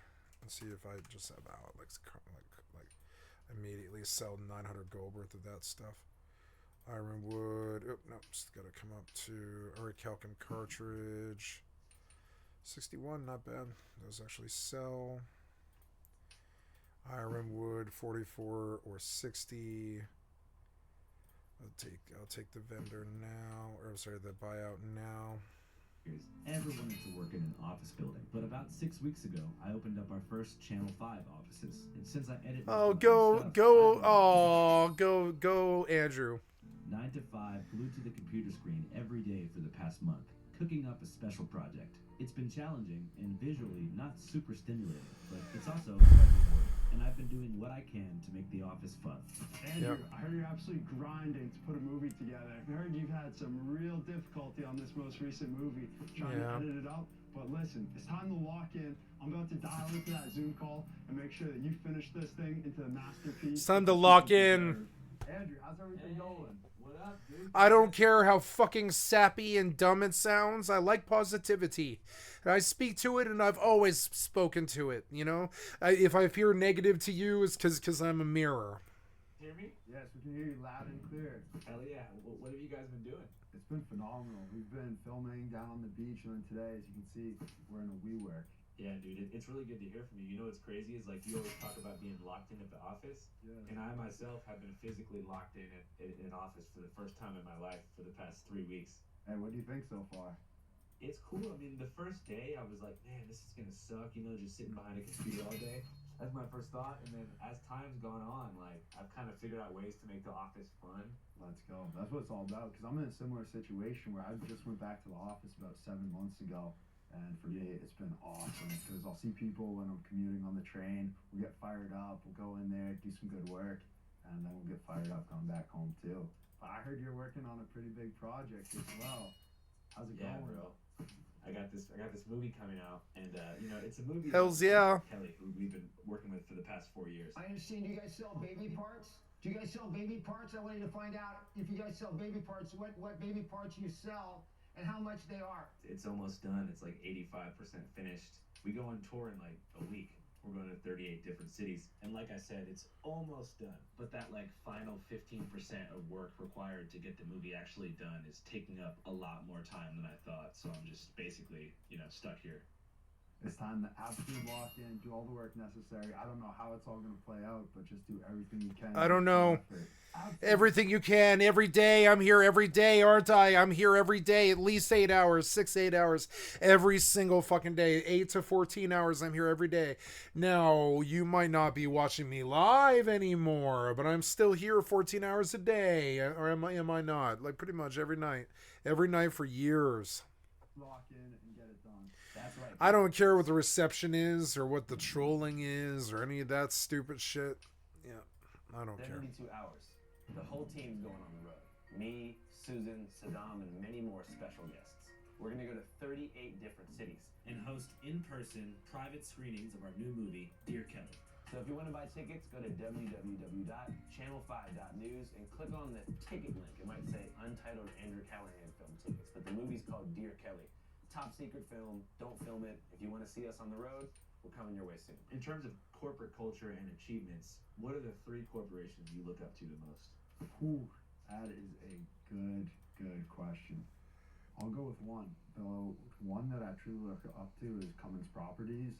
With a focus on ideally located suburban venues, our Cummins Properties headquarters is directly adjacent to the intersection of Interstates 93 and 95 in Woburn. My dad has worked there for 30 years, and it's a phenomenal company because they give back. Cummins Properties started with a single 6,000 square foot building in Woburn and 2 leasing clients, and now it's grown to encompass a portfolio of more than 10 million square feet, providing business homes to more than 2,000 different organizations of all types. What's number 2 and number 3, you think, if you had to pick those top 3 corps? Number 2 and number 3, to me, I just don't think it's close. I mean, just to have this local company, obviously it's just had an impact where I'm from. I think it just goes above and beyond. Do you plan to stay loyal to the soil in terms of Massachusetts for the rest of your life? That's a great question. I'm hearing it all the time because this week we're out in Los Angeles seeing what California's all about. The reason we're in Los Angeles is because it's a dream that really took place about 4 years ago. We would see YouTube videos. 240 for iridescent earlays. Brendan said, I really want to go to LA, give it a shot, see what it's all about. So I said, well, if we're going to do that, we probably have to start making videos. So, though Davis' primary goal is to help people stay positive with his content, he's also a businessman and wants to use his newfound fame to create additional revenue streams, and most importantly, secure a long-term future in entertainment that will go beyond the world of memes and comments. So I called in a friend of ours, rapper Young Gravy, to meet up with Davis and give him some advice about how to achieve long-term success in a rapidly shifting social media landscape. Gravy first went viral online about 6 years ago with his song Mr. Clean, which racked up 76 million views, mainly boosted because of the gimmick at its core, MILFs. What is the obsession with milk? They're more experienced. They are an underserviced community, I'd like to say. Much like Davis' passion for corporate life, Gravy's angle provided contrast. In a genre consistently glorifying young women in their mid-20s with perfect physiques and no children, Gravy's music caught people off guard, launching him into the meme sphere as the iconic MILF rapper. But since then, Gravy has been able to build a lengthy career that spans across multiple genres, and for lack of better words, has beat the gimmick and broken out of the internet. So I figured he'd be the best person to advise Davis on what to do with his newfound fame. Today, we're here with an absolute master, Young Gravy, true legend, out here in Los Angeles, bringing great music to the people. One of my favorite songs is the one where it's Shawty Filipina, call me Manny Pacquiao. Shorty Filipino, why don't you call me Manny Pacquiao? Because I'm part Filipino. Thanks for taking the time to talk with me. Yeah, man. All right. Do you have a LinkedIn account? You know what I did? I would use it like relatively actively. I think, isn't it over 500 where it just goes to the plus? I believe so. I think it's like 500 plus. When I was doing it, there was a number where you'd reach it and it would just say plus. It wouldn't even get any higher. And I hit that point. I know you're on spreadsheets you're working at, not City National, you're working at? Right now, I'm working at Citizens Bank. Citizens, yeah, okay. What do you see, like, what's your goal, I guess? What do you want to do? Right now, I don't have a true 5 or 10-year plan. I have 3 core values: help others, do the right thing, enjoy life every day. So as long as I'm living by those values, I think that I'll find myself in situations and I'll just be doing the right actions to help people. Wow. I'm in this situation where it's probably a turning point. I've got to decide, hey, what do I really want to do? Do I want to just keep on this path where I'm making 15, 30-second videos? Do I want to try to expand on it? But I know no matter what I do, I just want to be helping people. That's all it comes down to for me. But man, you're in a spot where you have a lot of eyes on you and a lot of people that love you. And you have an opportunity to, well, my first thought for you was like being the spokesperson for a business. Like the Gecko, but you were for something else, you know what I'm saying? Well, I think that there's something you could do while keeping it charitable and positive. Hey, thank you. That means a lot because I really am trying to do work with a purpose. What drives you when you wake up? The biggest thing that drives me is knowing that I have an opportunity. So many people look at the world and they say, oh, I have to do this, I have to do that. And they just already feel badly before they even start the day. So to me, when I wake up, I say, you know what? I've got an opportunity to do something great and hopefully make the people around me. If you want to see the full interview between Davis Clark and Young Gravy, which is over 45 minutes, Young Gravy, go to our Patreon, www.patreon.com/channel5. I'm absolutely locked in! As I said, guys, we're going on the road. I really hope to see you guys on tour. Hell's yeah! 5 is the best number. Channel 5 News. Channel 55. We don't fuck with cussers. 5 is the best number.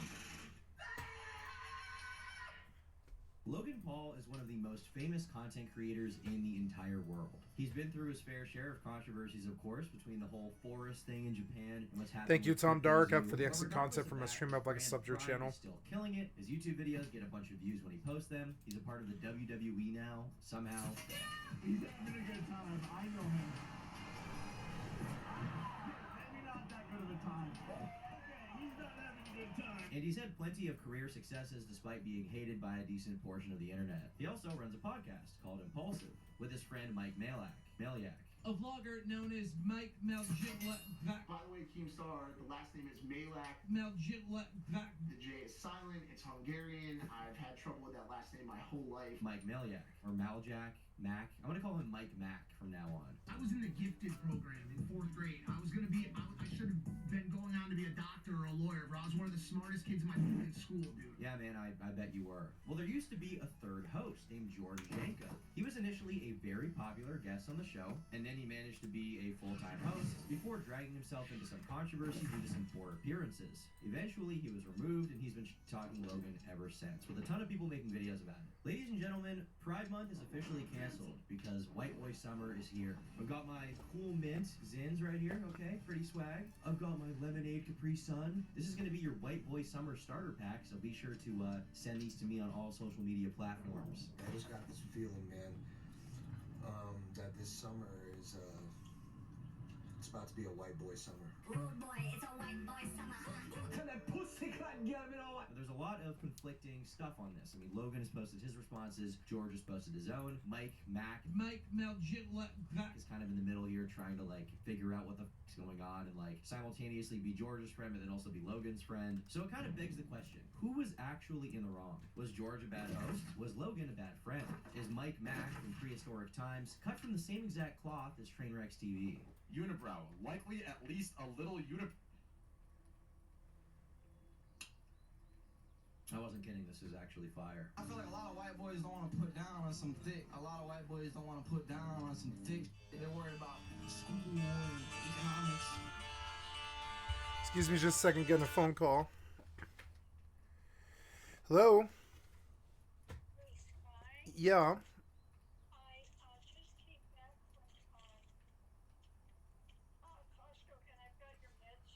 Okay. You want me to come? No problem. I'll come up right now. Okay, bye.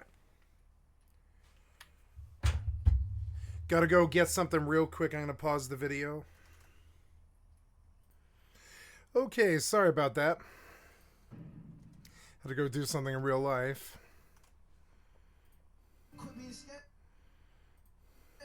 Go get a big booty Latina, sir. Yes. Don't worry about nothing else in the world. Get you a big booty Latina. What would get me a big booty Latina? You tell me. I'm already married to one. No nací ayer. Oh! White boy summer. Back in 2020, George joined the podcast as the new co-host. He had already appeared on Impulsive as a guest because he was Logan's friend, where he was very White boy summer. White boy summer. Back in 2020. No nací ayer. Oh! White boy summer. Back in 2020. No nací ayer. Oh! White boy summer. Back in 2020, George joined What the the hell? podcast as the new co-host. He had already appeared on Impulsive as a guest because he was Logan's friend, where he was very respected by fans for his open-mindedness and his spiritual wisdom that he would often bestow on Mike and Logan. If you're waiting to be happy in the future, you're doing it wrong, because tomorrow is not promised to you. So if you are not right with your situation right now, start with that. I've walked into rooms with people that have $100,000 check waiting for them every first of the month, and they're crying and they're wiping their tears every moment because they don't know how to escape their depression. Top comment here reads, George is such a good guy. He has the purest soul ever. Logan is so lucky to have George in his life. Well, just 1 month later, he joined the podcast officially as a permanent host in episode 219, where Logan spoke very, very highly of him. He said he was his best friend. Ladies and gentlemen, you waited for this moment, and I have too. He's an excellent, excellent human being, one of my best friends, probably even more impulsive than both Mike and I combined. He did a fantastic job on the last episode, a 10 out of 10 performance. Ladies and gentlemen, introducing the third co-host of Impulsive, my best friend, George Janko. Let's go. Let's go. George. Guys, I have like big shoes to fill now, huh? Now, before Impulsive, George did have a following of his own. Way back in the day, he was popular on Vine, where Logan and his brother similarly got their start. That's actually how they met, at a gym when they were both Vine stars. They could even be seen together in this video from 2016 titled, When You See a Hater.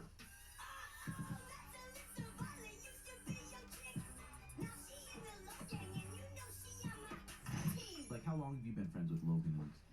So Logan, I met him at a gym, but when I met him, he was a Viner, and I didn't even know Vine was a thing. So I thought I just knew him from Facebook clips. I don't know if you remember this, but way back in the day, when we just had Facebook and that was our only social media, they would post Revines, and I thought Revine was a Facebook page. I didn't even know it was an app.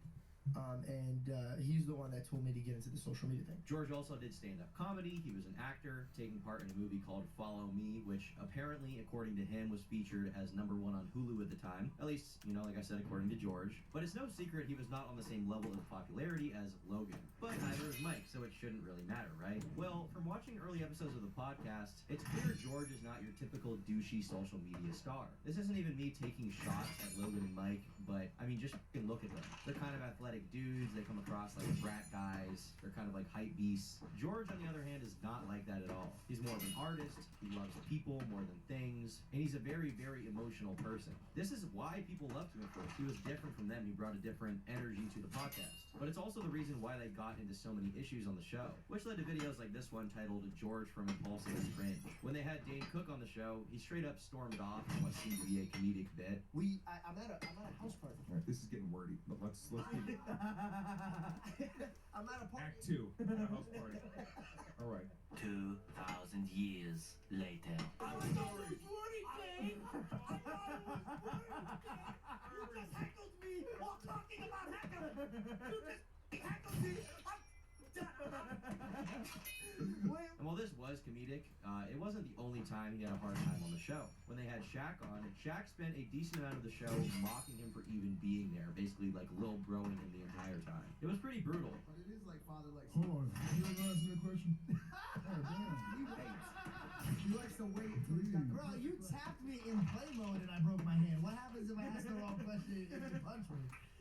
I'm actually I'm just You wear short shorts. I'm telling you, they're making a resurgence. You know what? Hold on. I might as well just I don't even. You gotta say something. Listen, man, I read the Bible a lot when they talk about David and Goliath. I've never seen a giant, and so like I'm literally just I'm a little too. You've been sitting over here for 30 minutes, and that's all you can freaking say. Answer the question, please. I'm just sitting. Are you drunk? Not yet. Not yet. Andrew George later tonight. When they had Andrew Schultz on, the energy was also very awkward there. It was 10 rounds. It was 10 rounds. We knew Jake was gonna win. All of you was assaulting me on Bob Lee at this point. You know, even Andrew Schultz here, you can tell he thinks that George doesn't quite fit the equation of Logan and Mike. He's not really like them. And it got very awkward during that episode when George went on some random tangent about a guy getting swallowed by a whale that didn't really have anything to do with anything. Do you guys know who Jonah is, who got swallowed by the whale? Do you know who he He is? had to go save the people. He was gonna save us, but we were such terrible people. He didn't want to save us. The guy's like, nah, they're real. Go get them. And he did it. So he had. I have to say something. He didn't get swallowed by a whale. That can't happen. No, he did. He didn't. I was in a YouTube rabbit hole one day. We all been there, and I watched a video on whether or not a human can get swallowed by a whale. And they can't. They can't. The hole is too small. You think it's big enough? They can't. What if you were swallowed by a whale? 13 million views. I was one of those views, and they say it would never happen. That is insane. We have to go back. Yeah, sorry, go ahead. Cap, Yeah, what the? But I still do think he was swallowed by a whale. Maybe. It's possible, dude. Thanks, man. It's actually not. I said all that. They also just It's actually not. In general, he was kind of the punching bag. He was getting low. I just said all that. Nothing right now. Nothing. Like, I'm shameless. Mask off. I got one better than you. My parents got it. So now I don't even can worry about giving it to them. I'm out. It's easy. Everything. Right. Mask what? I was like future mask off the whole time. No, you just reset that because you got so much last time you said. Do you know that? Do you know that? What? You got a lot of for saying that joke on the last Yeah, I podcast, don't and you give just a anymore. I don't give a again. What happened? What happened?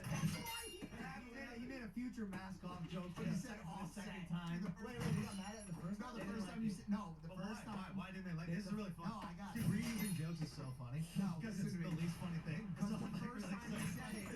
Because the first time he said it, he said the mask off song by Offset. You said it the wrong rap. This was a very common theme. George was kind of a punching bag. The host could tell he didn't really fit in. The guest could tell he didn't really fit in. I mean, when you hear you're going on Logan Paul's podcast, you expect to talk to this like YouTube dude bro about memes and his prime company or whatever the fucking like jumping out of planes and I don't know, King Ball, right? That's what you expect to hear. You don't expect to talk to this emotional, spiritual guy who doesn't fit the mold at all. And it all came to a head with the Bobby Lee podcast. Now, Bobby Lee is a freaky guy, make no mistake. Dude needs to be kept on a short leash, in my opinion, because he's a horny little Asian goblin. And I'm okay with that because I need to be on a leash. I need to be on a leash, a tight leash, to be honest, because I am unhinged. You're not on TV. I'm so sorry. Let's talk about your hair. What is it with the Addison Improv guys, with their comedians at Addison Improv? I don't know what it is. No, you're beautiful. Oh, look at Ask me, please. Can I touch your legs? Because they're so nice. Are there comedians? This guy is just a little freak, okay? He is. Like, you can't deny it. Bobby Lee is a freak. He's funny. He's a freak. It's nice to see you. Because you were on paternity leave last night, right? It's good to see you. I love it. Do it again? I love it. What? Where are you going? Do not kiss my ankle bone. I'm sorry, come back. Everything's fine. Everything's fine, everybody. Everything's fine. Come back. I want to assault you. No, I don't trust you. Why? God, those ankles are so appetizing. I just want to... This dude needs to be in a cage. Put him in a cage. But as I said, Bobby is funny, and sometimes he's genuinely good at roasting people. And he's a successful comedian, which is why he ended up on Impulsive in the first place. And this episode had so much tension that George just ended up leaving it entirely. In common Bobby Lee fashion, he opens up by calling George a Muslim because he's brown, even though he's Christian. Based Bobby Lee moment? And commenting on his prediction about George's pubic hair. Hey, you got a man over here, dude. I love the Quran. Don't you love the Quran? Yeah, I love it. Yeah, I love what you do. And I love all people, dude. Yeah, you got a big one down there, like a Cambodian jungle. Oh my god. And Bobby's sense of humor generally involves a lot of dick jokes and whatever else, so at one point he tries to get George to smell his underwear area, and George is very clearly uncomfortable. He's not really having a good time. What cologne? Like, well, that's why I wanted to smell. Or maybe he'll know the smell too. Smell his dick. Oh, really? His ass is out. Look at the texture. All the money and you're using fruit. I feel like you got that in prison. Yeah, I did. Dude, I just got the biggest boner for some reason. Hold this part. Hold this part. No, smell. You gotta smell it. I just walked it. Dude, Dude, this is not gay. It's podcasting. It's for entertainment. It's material. And in improv, you never disagree. You always agree. Because yes and you ruin the moment if you don't do it. So you're gonna please smell my dick, and it's not gay. It's material, George. Yeah. So here. I have to grab your head. No. It smells good. It smells good. Smell it. He's right. It smells like Does it really? Like Does what? It really? Like it smelled like he sprayed it like 2 days ago. Now you can say this isn't that big of a deal, and maybe it's not, maybe it is, but George is clearly uncomfortable, right? And this air of uncomfortability continues throughout the show. At one point, Bobby is discussing his bisexuality, making some jokes about some things he did with other boys in middle school. Like I said, sexuality is fluid. And you came on this podcast, you said, I'm not gay, but you have sucked a dick. Yeah. You know, can I just say something? That I mean, I do internal thinking and I discuss things with myself. Am I bisexual? And I would say my first gut instinct would say no, you're not, because all my penis sucking was done when I was a kid, like middle school, time period. Yeah, go ahead. This is interesting. This is great. I love it. I don't know about you. Well, was the penis you were sucking someone that was your age? Yes. You were experimenting. Experimenting, yes. Did you have an urge to do the dick sucking when you were older? No. You know what? It don't make sense to me. I think this is a joke, but I don't really know with him sometimes. Like, I look at that guy and I just think, I don't think he's gay, but I think he would do anything for cum. That means you're gay. And at this moment, George comes in to make a comment that basically breaks the flow of the conversation. And it's kind of a light thing for the other host, but when Bobby calls him out for it, George takes it very personally. Yeah, it all makes sense. Well, in his defense, some girls hate sucking dick too. Like they're like, or anybody who likes sucking What dick. does that have to do with anything? Yeah, but that's a piece of. That doesn't mean that's a piece of information. Whoa, hold that on. You shouldn't have said First this of all, now. You ruined the flow of everything, dude. You really did, George. You're fully around when you're talking to me. And second of all, no, there's gay guys like, I don't like sucking dick. It's not a gay thing. Some people just don't like sucking dick. Now turn around and know the wisdom I give you. Oh, wow. I see what you're saying. Yeah. I'm on the same page now. And on one hand, this could be interpreted as like, okay, it's a light moment, whatever. But in the greater context, it's clear that this was a problem for George. He felt left out. He clearly looks uncomfortable with how the conversation went. And he seems kind of adamant from this point forward. It's just not the same feel to the podcast. He's going through Bobby's wallet. He's acting awkward. He doesn't want to talk to Bobby. And when he does, he gets straight up ignored. Do you have a blindfold for him? Give me my neck brace. Yeah, give him the neck brace. Bro, Use the neck brace. your license is hilarious. Yes. It's gonna work. This is gonna work. You may have to take off your headphones. Take your headphones off. You don't need to hear it. No, because he's gonna have to move, right? What? Bobby and George are polar opposites, even more than like Logan and Mike are opposites, right? Bobby is rarely serious. He loves playing a bit for minutes or even hours on end. His number one goal is to make everyone laugh, either at his own expense or at the expense of others. Everything else is pushed to the side for him. George is completely sincere. He loves talking about his faith and personal anecdotes, old literary references he finds meaning in. They're just not cut from the same cloth, really.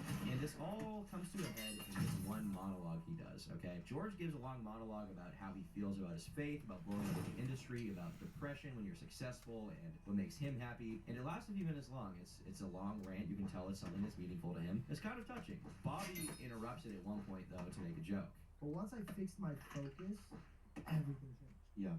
When I was at Five Guys, I make that reference because I remember I do evaluate a lot of things and reflect.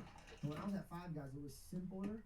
It was me with my friends. It was just, Five Guys. Your touches are very aggressive. hard and aggressive. I'm so sorry. Even that little poke, it like my body shuddered. And I don't know if it's your vibe or you know what I mean, but just don't do it again. Yeah. And George resumes. He's basically waiting for the joke to end so he can tell his personal story again. And then when he finishes, Bobby responds in a very, very dismissive way. I didn't even know I was going to be my best friend doing a podcast where, and I don't mean this in a cocky way, but like, dude, this put me on a very strong map. And it made a lot of my avenues blow up. So I'm It's very like blessed, but I didn't know I was going to be here. So It's like that. You done? Are you done? That was just a long monologue. He was just waiting. I love it to say something. I love what you were saying. It was very long. Yeah. But you know, I got what you're saying, and you really inspired me, George. Can I say something? Comedians suck. And Logan and Mike find this funny, which it is. But from the look on George's face, you can tell that he's not having a good time. He's been shit on the whole podcast. He doesn't love this. He doesn't like it. He's offended. And frankly, he's done. He was already mentally checked out. He's about to physically check out. And the host didn't even really defend him here. George isn't a bad guy, but he doesn't fit into this podcast at all. He just didn't fit. It didn't make sense. The puzzle was made from pieces from different boxes. And they basically spend the rest of the episode talking about how George left and Logan's like got him right. It's just, it's a cluster, frankly. I got too mean, and George and my guys over here, you guys check me. No, but it wasn't. No, he's a comedian. He's a comedian. He's like, girl, just get around. Get around. It was all fun and jest. Now, the top comment on this episode was, you can't do a long personal monologue about your feelings in front of a ruthless comedian like Bobby and not expect to get roasted. And this would result in more discussions on the show about how George had walked off and was being too sensitive. Now, George clearly thought he had done something wrong, and to be honest, whatever you think of him, his job is to be on the podcast. He did not do his job. He left, right? From everything I've shown so far, at least. And we'll get into the other stuff a little later. But from everything that's publicly presented at this point, it doesn't make sense for him to really leave. He couldn't handle the banter. So he really coped and seethed about the hatred. He took it too seriously. I love that people were just commenting and getting so steamed. I was wrong, and I'll apologize for my mistakes, but I can't. You're too real for this comedy podcast, you idiot. Commenting in my mind, I'm like, ooh, I'm in your head. I think you're too literal of a person. You'd rather a heel. Wait, was that the origin? Is that the villain origin story? Yeah. What just happened? No, it gave me a superpower, bro. It made me realize, like, oh, I really don't care. Before I would say I don't care, and now I'm watching, like, ooh, I do care. I want it. I want to be in their heads more. Like, I like it. But he did later acknowledge that how he acted was pretty dumb. That's why I apologize. I still think what I did was out of pocket and unprofessional. And you guys got to remember, like, I'm new to this podcast, but I've been doing it for a year, maybe a year and a half. So, like, you guys have been doing this. You guys grown, made mistakes, fought each other, left the show, did all your things. I'm still having a learning curve, but I can't help the fact that I smile so hard. I didn't know until Belle came downstairs. She goes, "What are you smiling at?" And I'm sitting there reading. Can you imagine? And I'm just sitting there like this. Apparently, this was such a big moment on the podcast. The Bobby Lee episode was such a huge thing that when people saw George on the street and they were like a fan of him, they would bring up the incident as like, "Oh, I feel bad for you, man. I'm so sorry." Well, you know, it's also everybody comes up to me now on the street. They're like, "Yo, dude, and by the way, bro, sorry about that Bobby Lee thing." And I was like, "Bro, this is because it's Island Boys and Bobby Lee. This is what I'm known for." The Island Boys clip was funny. I think if God forbid it doesn't go in your guys' direction, for real, I think you guys take all of your jewelry assets and invest into something, so you guys will never ever be broke again. George, stop talking. I don't need financial advice, but I probably make more money than you. This transcended the podcast, and it became a known meme that George acted sensitive regarding Bobby Lee. Later on, Logan goes on Bobby's podcast with his absolute witch of a wife, and the topic comes up, obviously. And Bobby apologizes to him. George then steps in to apologize himself. He's like, actually, I need to apologize. And Bobby does the Bobby thing and says that he was lying. His apology wasn't sincere, and Bobby actually doesn't care or feel bad. It's what you would expect, right? Bobby Lee, you shut your mouth. I'm apologizing to you. I left you. You were our guest. And I left you, Bobby. This is good. I will forever regret that for the rest of my life. There's not a day I will lay my head on that pillow and not know that I disappointed a prince that does stand up like you. You have any idea how ashamed of myself I am? Wow. Oh my God. Of you?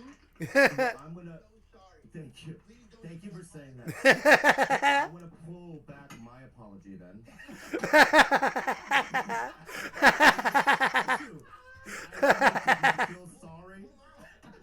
The apology. I don't feel sorry, but I will accept yours, right? And hopefully, you know, when I come back to your podcast, we can make it right. Absolutely. No, but can I ask you a question though? Why did you do that?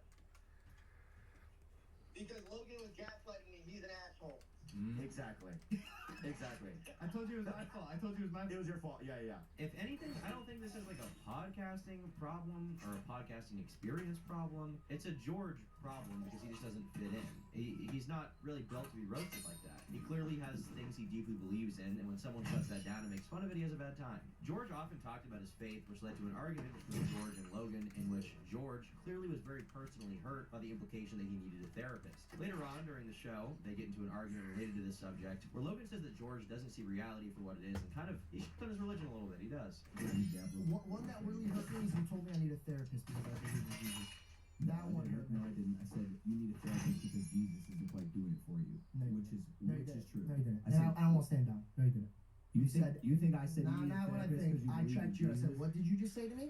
And you said, what did I say? And you stumbled. So I don't know. What were you going to say? No, And then no, you no. fumbled. Now, not that. It is common knowledge that you don't interpret reality like reality happens, and you heard that incredibly wrong. You think So I then said what you do I need a need to- therapist because you believe in Jesus? What do I need a therapist for then? Jesus isn't doing it for you. And I believe Jesus isn't doing it for you. I believe you're as emotionally mature as you could be Then what do I need Jesus for? I mean, what do I need a therapist for? to get you to level up In what? yourself. In what category? So when you think George needs a therapist, what category am I falling in? Emotional intelligence. Me. Yes. I'm not emotionally intelligent. Could you pick a time and frame any day of our life? Here's one. 3 weeks ago when you were sitting in that chair, you stormed off this exact podcast because you were upset about something a comedian said. No, I was upset that I finally discussed. Listen, I just answered your question. I'm not looking for rationalization about the thing. I just answered your question. Also, So what you are what are said trying to say? in the past that you like it when people storm off. So I asked you if I get upset and I want to storm off, is it cool? And you said absolutely. Georgie, you left. This is clearly a heated moment for them, and if anything, these are probably conversations that shouldn't be happening on the air. But the tension and the disagreement. Yeah, and the why are heat they around doing it this is so online? real that they couldn't really help but let it bleed into an on-air discussion, basically. It kind of became apparent that they were co-hosts, but George expected some kind of call from Logan to make sure he was okay, and Logan didn't give that to him. I call every one of you guys and check in on me. No one checked in on me. Mike, you checked in on me the first time I called. Yes, I'm going through things, and I will admit, Mike consistently checked in on me afterwards. The only person that was there wasn't family, wasn't friends, wasn't coworkers. It was my Jesus Christ, and he's the one that. Not even your girl, Belle? Belle didn't know. Are you? There's some people that can't express, bro. Like You're asking for a babysitter. You're 29. No, I'm not. I'm just saying you can't knock something that I've gone through and helped save. I'm not knocking that. You don't know the steps that I took. And there's a lot of people, I believe that the Bible would weigh more than a therapist. And that's my belief. I truly believe that.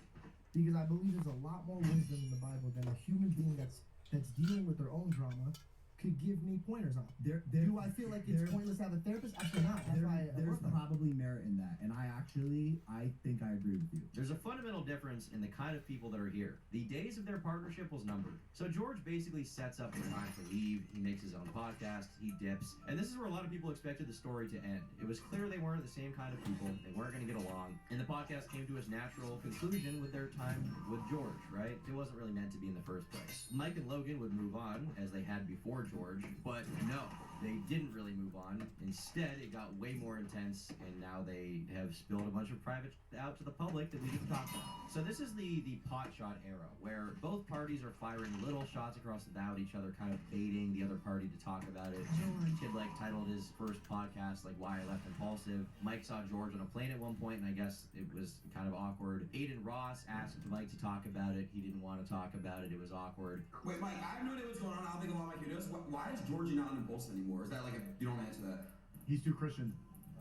No, I don't want to talk about that. But his own podcast started blowing up, contrary to what, I thought would happen, contrary to what I think everybody, including Logan and Mike, thought would happen. George's podcast did really well.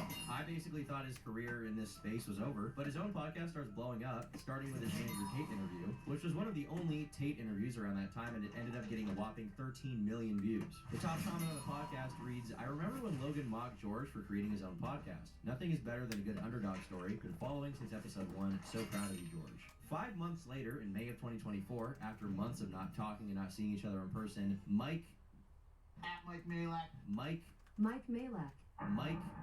whatever, does something unexpected. He goes on George's show to talk about everything that happened with him. They open by discussing Bobby Lee. I try to make peace with this guy. You've seen me. Yeah. I try to make peace with him behind closed doors. I try to reach out. I try to be cool.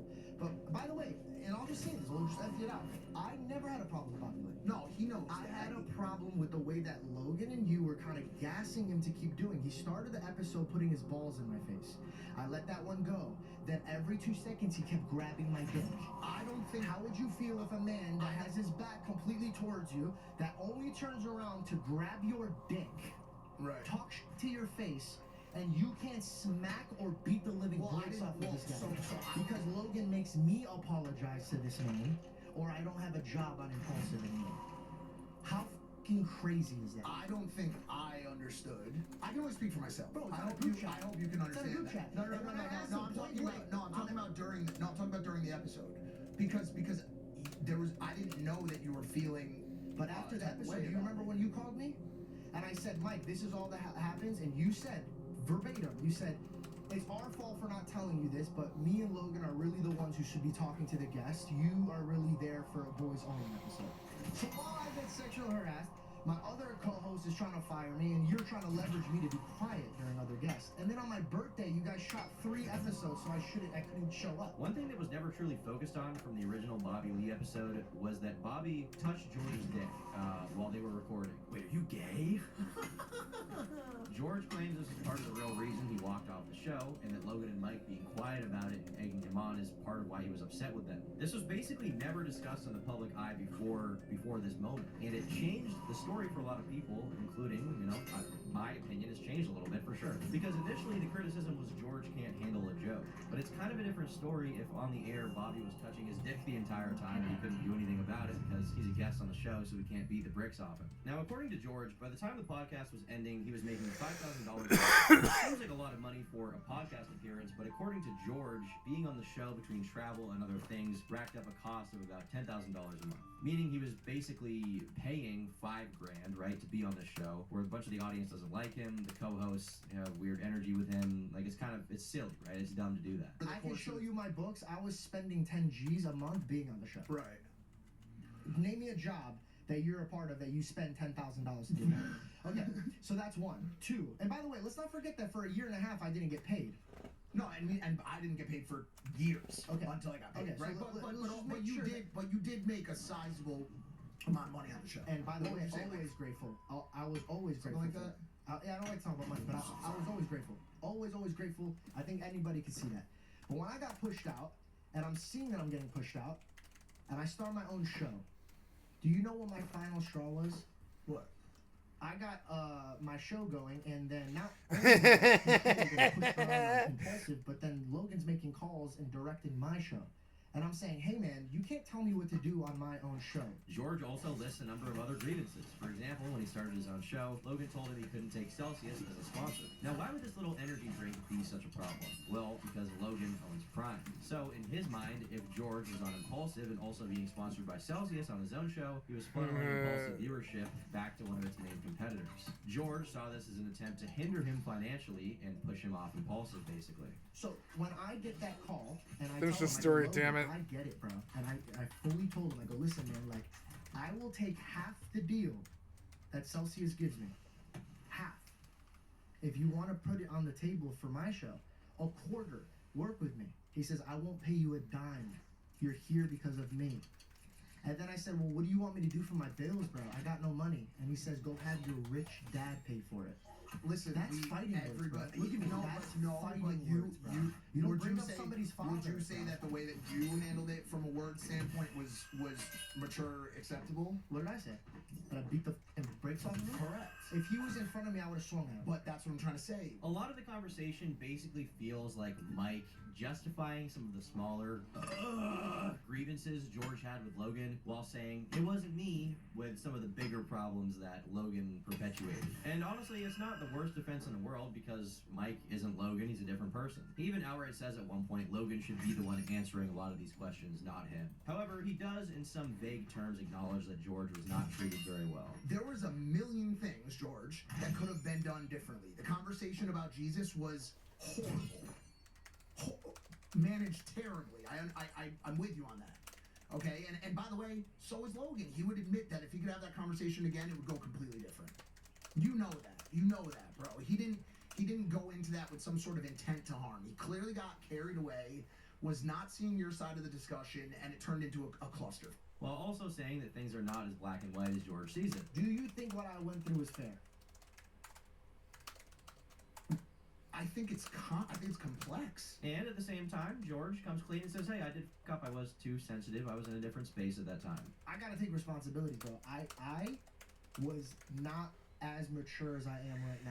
It seemed like this is where things would truly end. By the end of the show, Mike and George were still buddies. They had hashed out some of their own personal issues, and it seemed like things were going to move forward truly. But there's one person here, as we mentioned, not there to answer for himself, and he was not going to take it lying down. I had to start my own show. I'm making money on the show, and I'm You getting made money on the show. I can show you my books. I was spending 10 G's a month. I'll talk about this. Obviously, I wasn't on the podcast to represent myself, so I'd like to clarify a few things that were said. As well as having his own credit card, all expenses related to the show were paid for, including all lodging. Obviously, Jordan's total reimbursement came out to $20,000, 317 cents. I'd love to see any books that show otherwise. Spending $120,000 a year to be on a show is a little confusing. Right away, he comes out swinging, claiming George just straight up lied about those expense numbers. And one thing George said on the show, that Logan had bragged about making $11 million a week to him. This is a guy who's sending us screenshots of $11 million a week. It's so crazy that it's almost laughable. That would mean I'm making $572 million a year. I'm nowhere near that. What happened was Prime had a very successful month. I think we did like 60 to 70 million, and I sent it to our group chat because I was proud of the business. I was stoked to show the boys, and I think George maybe misinterpreted that as like my personal income. I mean, realistically, Logan is very wealthy. The idea that he made all of that money, even as wealthy as he is, personally, is hard to buy, and we'll get into, it basically not being true later, but there's no doubt Logan is personally worth tens of millions, but hundreds of millions, as I see it now, I don't know. I just don't see it yet. Although the next few years, Prime could change that. But it's not like he's getting all the money from that business, right? A lot of it has to go back in. The show hit rock bottom. We weren't getting paid. I was getting paid $5,000 a month. But you did make a sizable amount of money on the show. And by the way, I'm always grateful. I was always grateful. Like that? Yeah, I don't like talking about money. I know he doesn't want to talk money. I know he believes it out, but George made $317,000 in the 15 months that he got paid for on Impulsive. The work requirements consisted of about 3 days a month, 3 hours each day, traveling the world, networking, and meeting some of the coolest people ever. It comes out to about $2,300 per hour, and he also had 10% equity of the entire show. Now, this is less compelling for Logan, because George said he was being paid to be on the show, and he did make a bunch of money. He just said he wasn't being paid by the end very much, right? Being $5,000 a month, which Logan doesn't dispute. Now, he does dispute the claim that George was spending 10 grand a month to be there at all with the travel expense report. And honestly, 10 grand a month to travel, even if it's like once a week, seems fucking insane, but we'll let him keep going. Not you, not Caleb, not Kevin, not Dylan. Nobody fucking called me when I got fired. George did not get fired. He quit. I'll touch on that in a second. But after he quit, I called him frequently. I reached out. I wanted to reconcile the friendship. I invited him to my birthday party and WrestleMania and even my ranch a few weeks later. He chose not to come. He also unfollowed all the people he mentioned on Instagram, which is maybe why they didn't call him. I don't know. I can't speak for them, but he still does not follow them to this day. This, I'm somewhat inclined to believe Logan on because, you know, with the information we have, George admits he's a very emotional guy and does demand a lot from friendships. Being friends with Logan Paul is probably not a thing where you just talk to him all the time. I mean, the dude is one of the most famous celebrities out there. He's got a podcast to run, a YouTube channel, energy drink brand, WWE stuff. He's got a lot going on, so it's never going to be a typical friendship, really, right? And Logan does show texts and interacting with George after the show ended, so it's hard to imagine why George would say something like this, framing it basically as if like they didn't even have one positive interaction after the show, when clearly they did. And then on my birthday, you guys shot 3 episodes, so I couldn't show up. The 2 episodes you talked about, not 3, were shot 4 days after George's birthday. His birthday's on January 3rd. We shot those episodes on January 7th. We were already in Vegas signing the UFC to Prime, and as we do, want to capitalize on the location and our use of time and energy and the guests in that city. George didn't come to work because he wanted to spend time with his family for his belated birthday, which I totally understand. We even praised. One of the things that I love about George, he prioritizes his family and friends over anything. I mean, Logan is looking at his phone dismissively and saying, yeah, while he's mentally checked out. It's not exactly praise, but whatever. He prioritizes his family and friends over... The point with the dates could still stand if he has receipts for it, though. I got my show going, and then not only was I controlled and pushed around on Impulsive, but then Logan's making calls and directing my show. He told me that I couldn't take Celsius. So this is the big one. Making calls, trying to make it seem like I wanted to control his show is absolutely ridiculous. As you can see right here, I was like, hey, we gotta get you Prime because I saw him drinking our competitor, and he told me to call him. He was filming my reaction to tell me he took a deal with a competitor. I told him, please don't film. Like, I'd like to talk about this. I hope you're joking, by the way. The truth is, I thought it was a bad look that my best friend and co-host took a brand deal with our competitor without consulting me, asking me, giving us even a chance to match it before he signed the deal. At the time on his own podcast, from the podcast that I was building with him. I said, hey, dude, I understand you need to make money. The entire text is right here that I sent him after our conversation because I did understand his position if he needed to make money, but I thought it was also a little odd because he did make $317,000 in 15 months. Regardless, I did tell him I can't have him on Impulsive if he's going to take the deal with a competitor, but if after he makes the money he wants to come back to the podcast, he's more than welcome. While these receipts do seem in line in a way, it's hard to blame George for being upset. But at the same time, Logan is offering him a deal, so you could say, what's the issue? He's going to match it. Well, the thing is, George already thought he was probably didn't want to be financially reliant on the Dyer's podcast he's about to not be on anymore in his where you're at, there's no room for you to grow. They won't let you grow. They will not let you grow. I thought saying that to Mike was a little crazy. He's grown a lot. He has 2.7 million subscribers since we met. He's a multimillionaire, best-selling author. I tried to it's not entirely because of me. Mike is on the platform. That's what George is doing now. But if that's not growth, in fact, people forget, like, I praised George for starting a podcast a lot. I think it's a great idea. I always love when my co-hosts venture out and do their own things. Congratulations, it's awesome, guys. Check out his podcast. Bro, was a little hurtful because I thought at least I helped Mike do I know your mom well. He did, and I even encouraged him to start his own podcast. I think you should take a page out of Georgie's book and start a show of your own. There's no greater feeling than watching people you love succeed. I try to give people around me a platform, and if they capitalize on it, fantastic. Mike and George did. And George will even tell you this off camera. I encouraged him to pursue media and comedy since 2015. I really believe in the kid, and I still do. There's a lot more. I'm not going to get into it, but this isn't to say, by the way, that I didn't fuck up along the way. I did. I should not have mocked his beliefs. I apologize for that. I should have stuck up for him with Bobby Lee, and I definitely should have had his back more like a friend. There's a lot of things I would have done differently, but here we are. It saddens me that our story has unfolded this way. I wish him nothing but health, wealth, happiness, all the success that he wants, and I hope that one day we can sit down and have a relationship and a conversation. So some of the points were not amazing. He definitely called into question some of George's claims, but when Logan says something, someone's going to respond. Especially commentary channels who love to on him. And this time it was George and Scavos. Logan Paul's a scumbag. Logan Paul, why are you sucking these big English balls, you fucking bitch? Now, Scavos, you could probably call Logan Paul's #1 hater. He had the most viewed Logan hate video of 2018 titled Logan Paul Just Ended His Career, which was about all the forest debauchery. You know what I'm talking about. It was in Pokemon land, so to speak. I choose you! I believe that Scavos' video about this had 17 million views before it was taken down by YouTube. Scavos starts by saying here that Logan left out some context in regards to the $10,000 a month claim. So the context that Logan leaves out is George is specifically referring to the time when Logan Paul bashed on his religion and his beliefs, saying that the show hit rock bottom and that he only got paid $5K a month. He then said he had a load of expenses to pay for, like his employees, mortgage, a wedding. To me, when he's referring to his books, it seems very much like he's referring to his own finances, anywhere in the region of 10K a month, where Impulsive was only paying him 5K a month. So he's making a loss, his income isn't covering his expenses on a show like Impulsive, one of the most popular shows in the world. 5K a month is a lot of money, but that is not George Janko's worth on a show like that, which generates millions. Now, to be clear, I'm not totally sure that this podcast itself generates millions. It could. I mean, between AdSense making them maybe, you know, 100 grand a month at the high end, and then sponsorships, which might do another 30 grand an episode, but it might be lower too.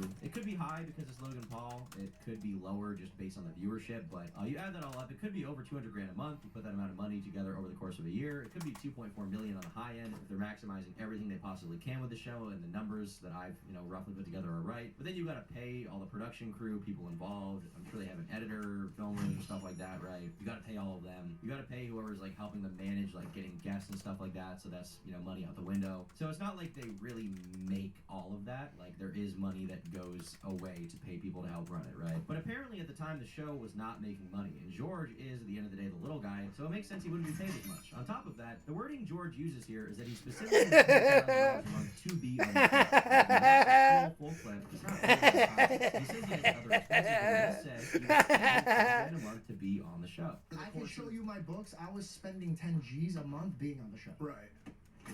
Name me a job that you're a part of that you spend $10,000 to do.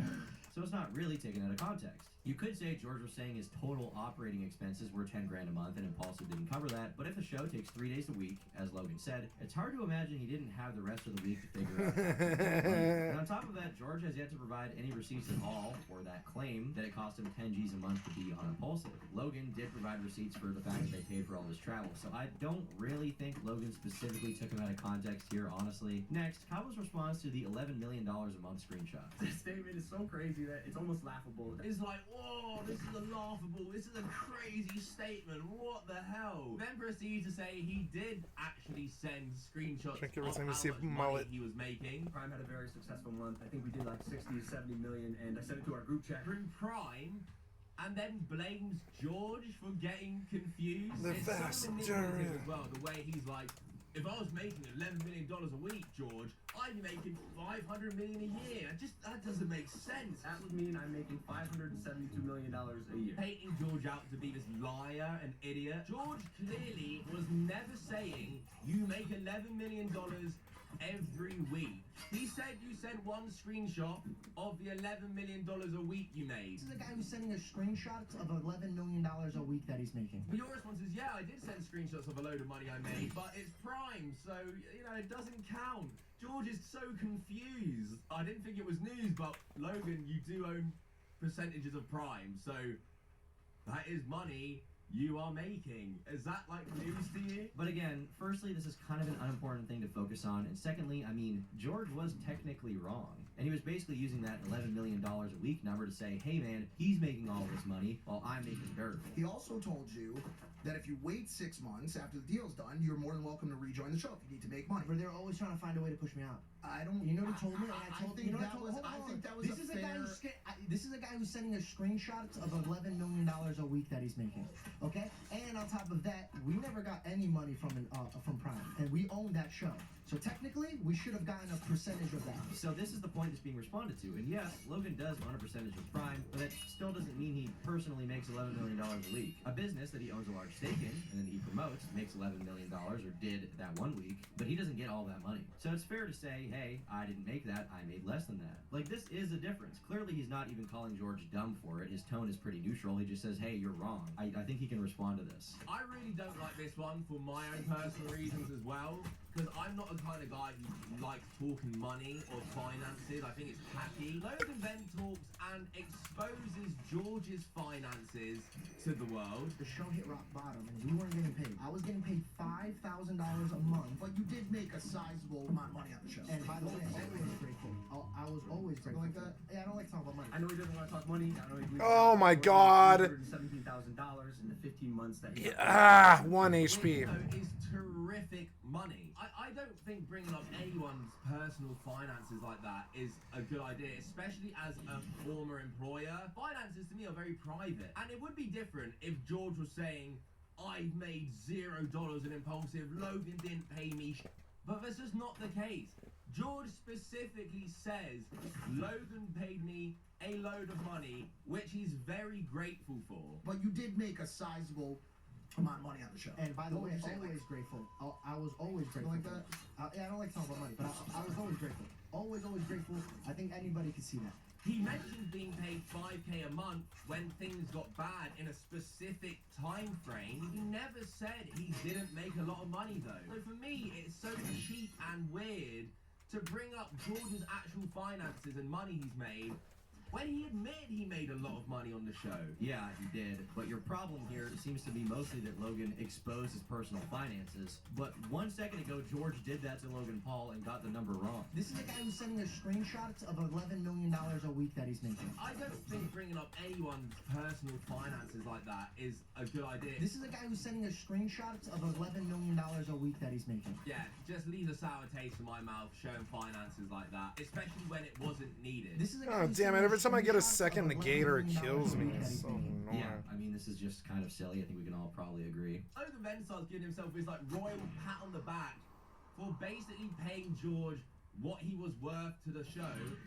A show that is worth absolute millions, that pushes Prime, promotes Prime, $1 billion company, listing off his obligations. The work requirements consisted of about 3 days a month, 3 hours each day, traveling the world, networking, and meeting some of the coolest people ever. It comes out to about $2,300 per hour, and he also had 10% equity of the entire show. Yeah, we all know it's a dream gig. Podcasting, going around the world traveling, of course. But you paid George what he was worth, so don't pat yourself on the back like you're giving some charity. This point is actually fair, I think. It was kind of a tangent Logan went on and didn't really add a ton to what was being talked about. Kind of got his ass, okay? Now, the next thing here to revisit is the idea that Logan didn't call or text George after he was fired from the show, which Logan showed screenshots for. Not you, not Caleb, not Kevin, not Dylan. Nobody f***ing called me when I got fired. George did not get fired. He quit. I'll touch on that in a second. But after he quit, I called him frequently. As I said, common theme here. Logan cuts the clip a few seconds short for his benefit because George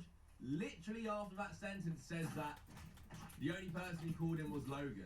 Not you, not Caleb, not Kevin, not Dylan. Nobody f***ing called me when I got fired. Not one person called me.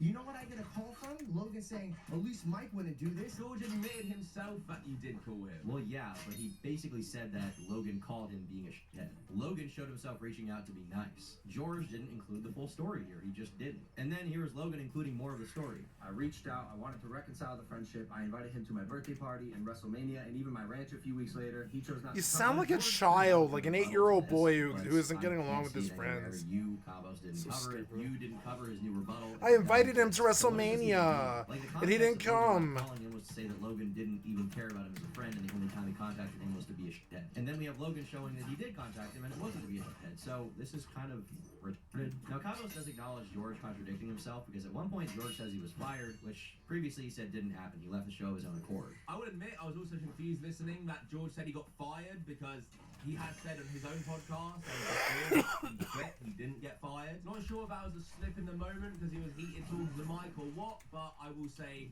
he did contradict himself there. Yeah, he did. But also some of what Logan says does directly contradict what George said, and there's like no real acknowledgement of that here.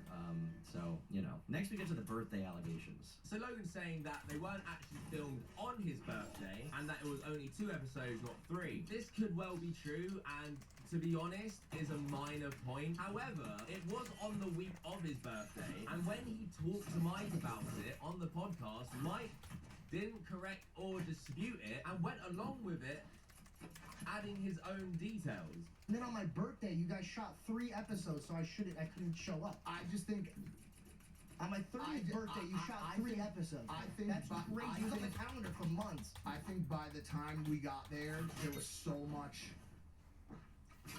like confusion and disarray in the podcast that there was no coming back. So hearing that, my head's thinking, well, it must have been, George must have just been off that whole week for his birthday. But I completely get if George is off, taking leave or holiday for his birthday, you know, Mike and Logan don't have to just stop working because of that. Of course. However, Mike's response and what he said definitely leads me to believe there was a lot more going on behind the scenes. They probably didn't communicate it with George at all. Sounds like a bunch of girls like arguing with each other. It's weird. And this is a fair point, to be honest. Logan didn't really acknowledge that there was any tension there, and him doing a TikTok to respond to a lot of long, detailed points was dumb. Because there's a lot more elaboration on this, even from Mike himself, as Cabo says, that Logan just never went into at all. Next, we get to the Celsius thing, but honestly, I agree with the way Cabos assesses it, and Cabos definitely gets Logan on the point about personal growth. If Logan actually gave context or actually watched, I'm not even sure he watched it fully, he would realise that a large portion of that podcast, Mike and George are talking about personal human growth. But now I have confidence. Now I can stand on my own show. I have my own finance. I have my own fiance. I have my own life. Right. That's why when I sit here and have these conversations with you, this is the best version of me because I went through the fire. I want to sit with you and say, bro, like, you think that you're done growing, you're not. You have so much more to give because those moments that we would have in the hotel rooms by ourselves, those were us. You saw the version of me that everybody sees now behind closed doors. I saw that version of you. Yeah, and I'm excited to show that version to other people. And this brings us to the big one. It's all about Bobby Lee, ladies and gentlemen. That little freak. I can't escape. He's running really fast on the stubby little legs. I can't escape. He's going to touch me. The man of the hour. Okay, he's the man of the hour. The start of a lot of this top. Why 3 of them? Is 3 necessary or what? Snot bubbles the whole thing. Yeah. So I feel bad. You know, I'm a good guy, right? I feel bad. So I do what any good guy would do. I start power. I'm pretty sure this is a joke, by the way. I mean, you know, it's funny. What can I say? I've already done a video about Bobby Lee on my main channel and his history. You can check out and watch it if you want. But that is a decent portion of what George talked about with Mike. It's a decent portion of why the audience initially didn't like George. You know, specifically the Bobby Lee thing and how Logan and Mike handled that. And it's not really focused on at all by Logan in his response. He said he feels bad for how it was handled, but he leaves it at that. He addresses the whole thing, thinking he can just get away with it, going, I should have just been a better friend, guys. There is so much more to talk about than you being a bad friend. I can now see why you focus so much on like a minor thing like George's actual birthday date and really chose to ignore the main thing. So firstly, Logan completely ignored George saying they edited and cut things from the podcast to make him look worse. The Bobby Lee situation. Who was the first person that jumped off the couch and said, George just left, that was not good, we have to fix the situation? And did they not cut that you should have stood up for me and said, hey, you can't cut that that's gonna make him look like an idiot for leaving? This was confirmed by Mike. We have numerous times on the show, which I'm sure a number of shows do, cut things that we believe will protect the integrity or reputation of the guest. That protected nobody but him. No, the guest. That's what I'm trying. What about the guy that you break bread with, bro? So instead of looking out for your friends, your co-host, you will protect the integrity of the guest, even if that means making George look bad. That's up. Logan also conveniently, completely ignores George saying that he was getting sexually harassed by Bobby Lee during that podcast. By the way, and I'll just say this, we'll just empty it out. I never had a problem with Bobby Lee. No, he knows. I had a problem with the way that Logan and you were kind of gassing him to keep doing. He started the episode putting his balls in my face. I let that one go. Then every 2 seconds he kept grabbing my dick. I don't think. How would you feel if a man that has his back completely towards you, that only turns around to grab your dick, talk to your face, and you can't smack or beat the living brains off of this guy? And that after the fact, George left because he simply had enough of how he was being treated. Logan made him apologize, or he wouldn't have a job at Impulsive. Why 3? Why is there 3 right there? Apologize to this man, or I don't have a job on Impulsive anymore.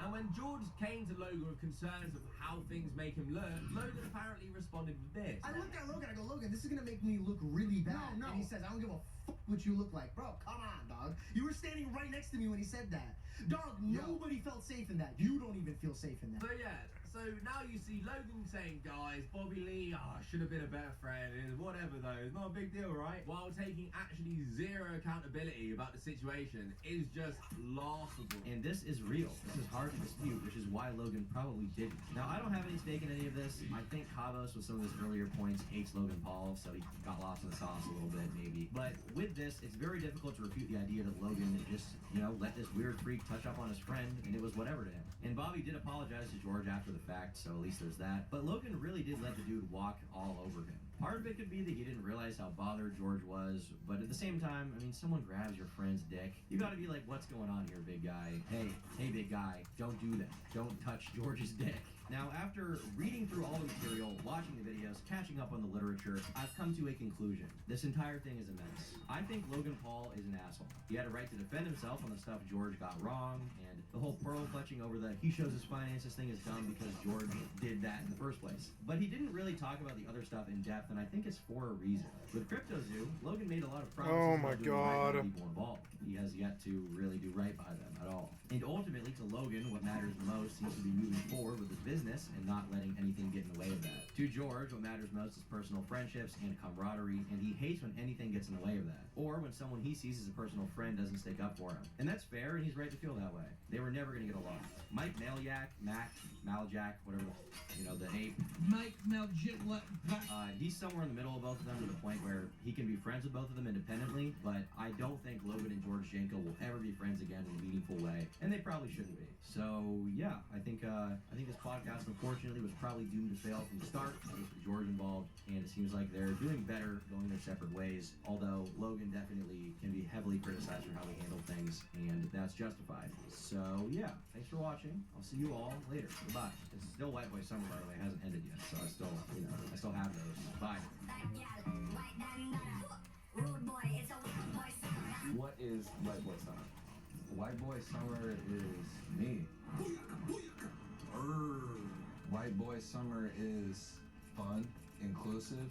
I'm not talking about like Trump, NASCAR type white. I'm talking about, me, John B., Jack Harlow. White Boy Summer is love. It's about the white boys that love black queens. It's the white boys that are tuned into the black girl magic.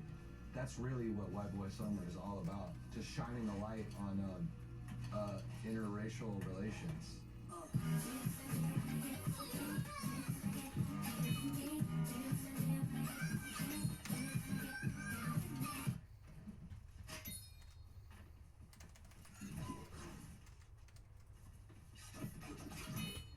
Got them all. Yeah, I can't help but disagree with this video. This might be your worst yet.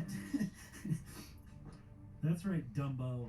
Laugh through the pain. It was good. I think he's having a good day today. I think he's taking a month break. He should take several months off. Maybe a year. I think he should just retire. Why not? His magnum opus is out. Upon arrival, I realized was well over half a mile away from the event, and that they had arranged no shuttle services whatsoever, meaning that I had to walk down a dirt trail that had large rocks in it. The rocks hurt my feet when I walk, and the air hurts my face. Like, this is actually something you couldn't write into a TV show, or it's too clever, it's too funny, you can try it. It looked great, it's an honor. I just hope that when I come back, things will be well received. I decided to leave Twitter completely. At the same time, I do not believe the harassment I received in the past few days has been called for based on what I've done. Nobody in the video has actually refuted any of what I said. Well, maybe Wendigo will give him his channel. Probably. So you can use it for good instead of evil. Yeah, exactly. I hope you do well, and I'm sorry for all of this happening. Ladies and gentlemen, that was the cruel far-right extremist Wendigo. Thank you, Brandon. All right. And at least from my perspective, I'm not really sure if that response was entirely fair.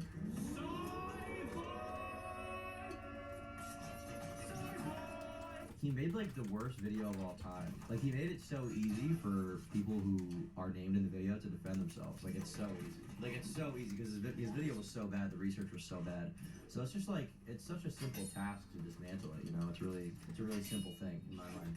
But not that I'm complaining about it, but it's just like, god damn, you really made like worst exposed video you could have possibly made, didn't you? And now you're suffering from the consequences, so to speak. But yeah, he's suffering from the consequences pretty hard.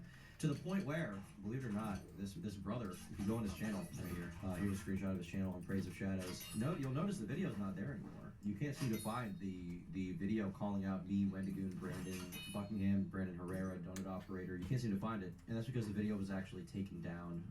Right here, you can see it's been taken down off of the tube. He removed it. Now, a lot of people have been curious, like why he removed it, like what's going on exactly. I believe he made a post on his Patreon, basically talking about the fact that he kind of how he felt about the video. I guess I know he made some posts in his Discord server.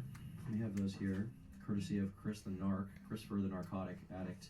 Chris the Narc said, you know it's bad when you're asking your Discord if you can come back from a cup this big. Here he says, real talk, do y'all think I can come back from this? Pretty sad tonight, to be fully honest. If I just start back with my normal kind of work, do you think things will be fine in the long run? Yeah, I knew this was going to get rough, but it's harder than anticipated. The rest of the year is supposed to be a lot of fun. I've even canceled 2 videos on the schedule to replace them with more on-brand ideas. I just couldn't live with myself if I prevented my partner from having a good life because of my decisions. That's what's been on my mind the most here. I just hope that when I come back, things will be well received. I decided to leave Twitter completely. A lot of YouTubers have, and I made the mistake of staying there when they took their exit. I think to be honest, he probably could come back, like, because like his audience likes what he said, right? Like they agree with him, so he probably could come back and just make like RedTube videos. I mean, my lawyer just contacted me, so we have this community post from his community page. One last quick note: hey everyone, I've already publicly addressed this on Twitter and Patreon, but I thought I'd do a community note before I left. I've decided it is best at the moment to take down the entire bad conservative horror video. It does not represent me and who I wish to be as a person or a creator. I admit that I messed up pretty badly in my delivery and made a lot of mistakes, and I'm really sorry for that. If I could do it again, I obviously would have done everything differently. This kind of content is not my forte, and I've avoided it in the past because of that. After being harassed in December by Wendigoon fans and called slurs dozens of times, I was deeply upset over how I've been treated and my perception of him not calling off the attack. I acted out of hurt and acted in a way uncharacteristic of myself. I messed up there and fully acknowledge that in every way, so I'm taking it down. At the same time, I do not believe the harassment I received. It appears that I've been beat to quarters, and I must attend a large PvP op here.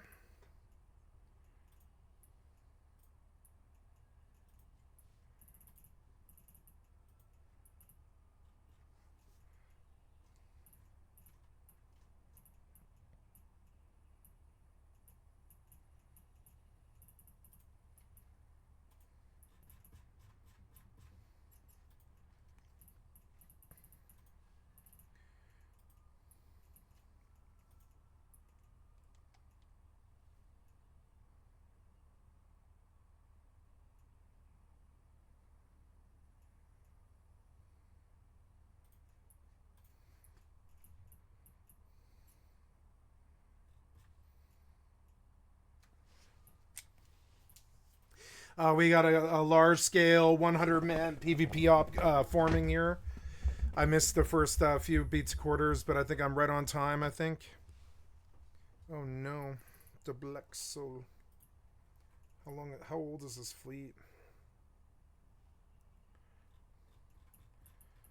Gotta look at locals 11.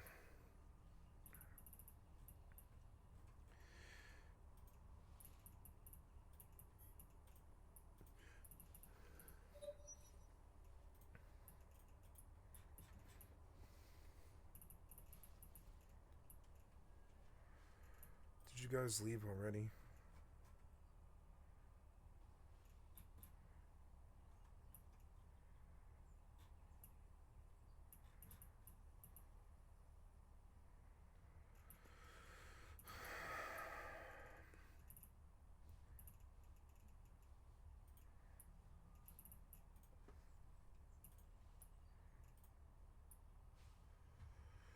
Looking at stuff,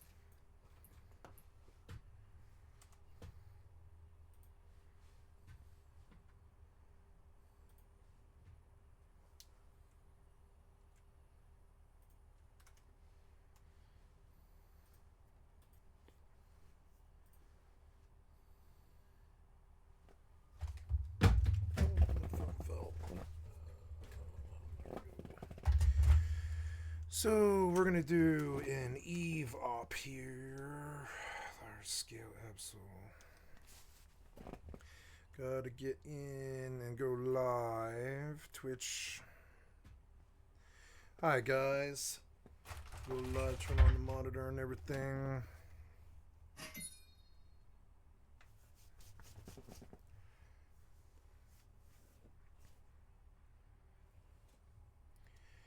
Good, got the monitor running. Gotta change the titles. Fortnite CB Trunk before bets. We go EvE Online ABSOL large scale.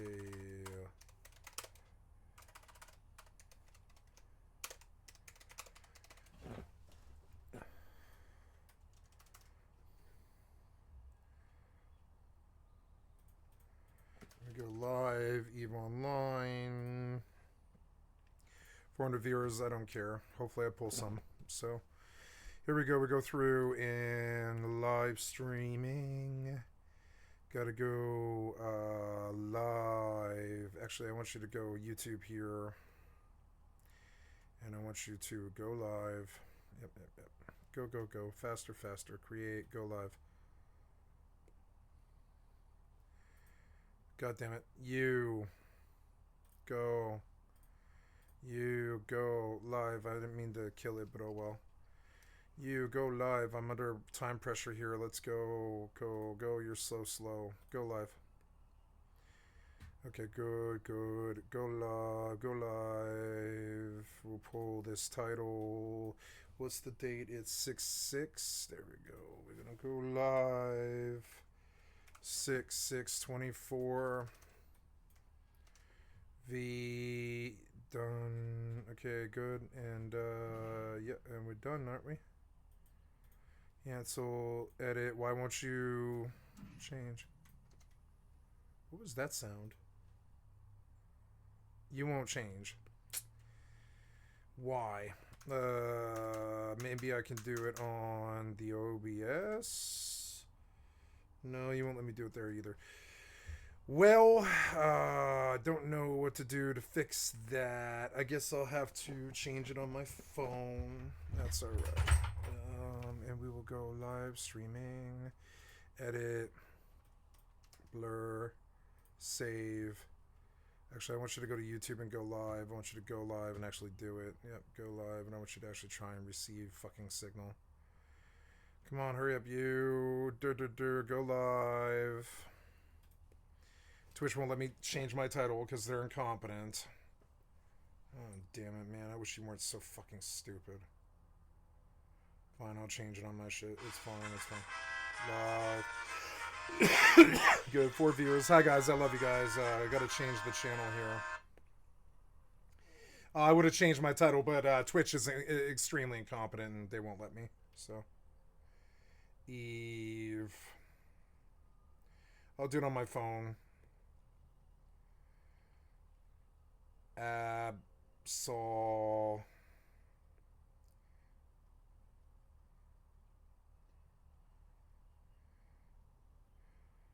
Large scale PvP. I gotta change it. 6. Now I want to copy the entire thing. Yes, the entire thing. Come on, man. Oh my god, this reminds me of when I used to hustle. Oh my god. Every day, right on the phone. Now I want you to delete all that.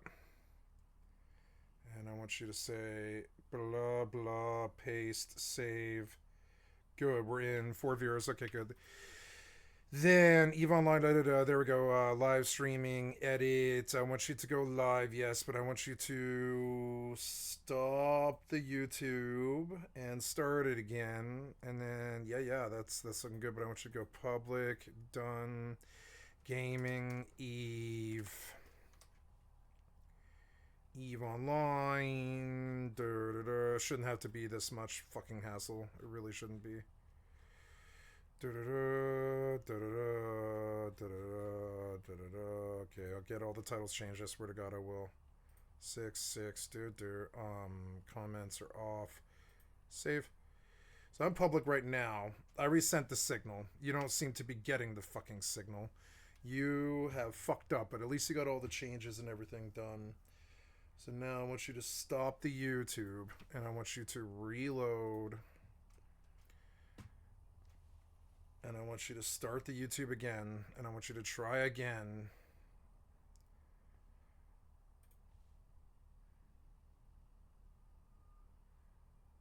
Send the signal, damn it. Gotta check and make sure.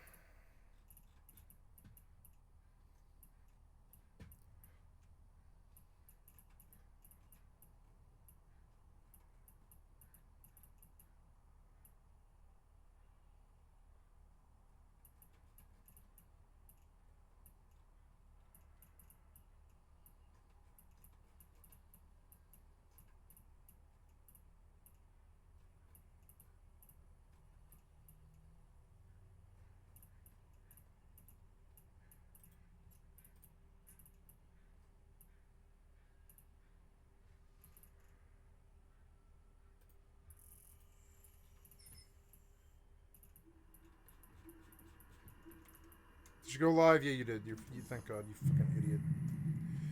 Okay, last little bit I have to do is change the headphones. Very good. Okay. Go. Warp drive active.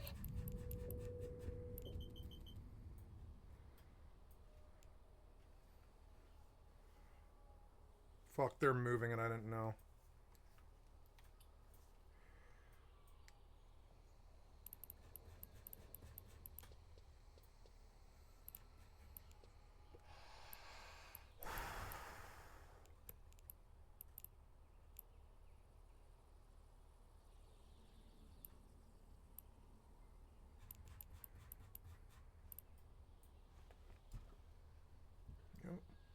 Hi guys, I love you. We're gonna have a... Oh, you have the wrong camera, huh? There we go. So now, okay, we go on EvE. Sorry, just doing a lot of title changing and everything, but now we go on about the business here. I'm one jump from like a 100 v100 active. here.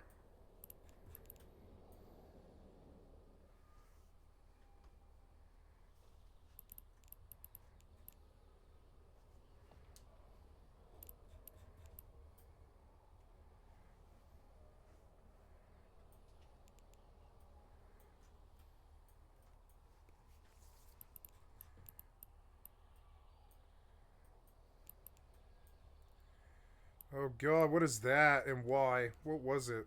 Oh, probably their Athenor, huh? There's a Reaper coming in.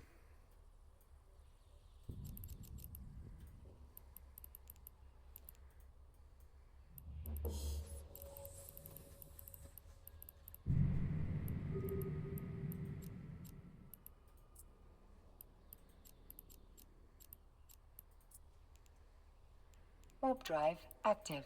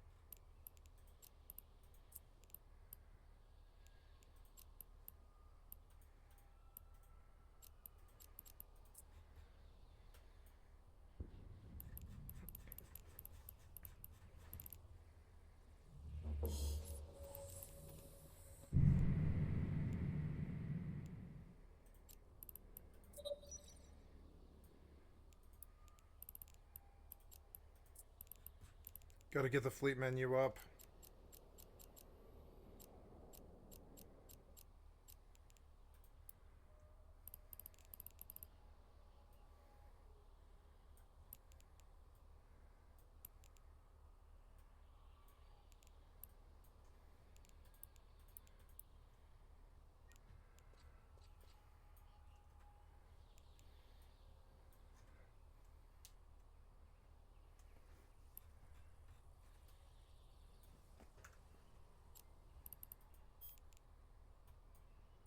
Warp drive active.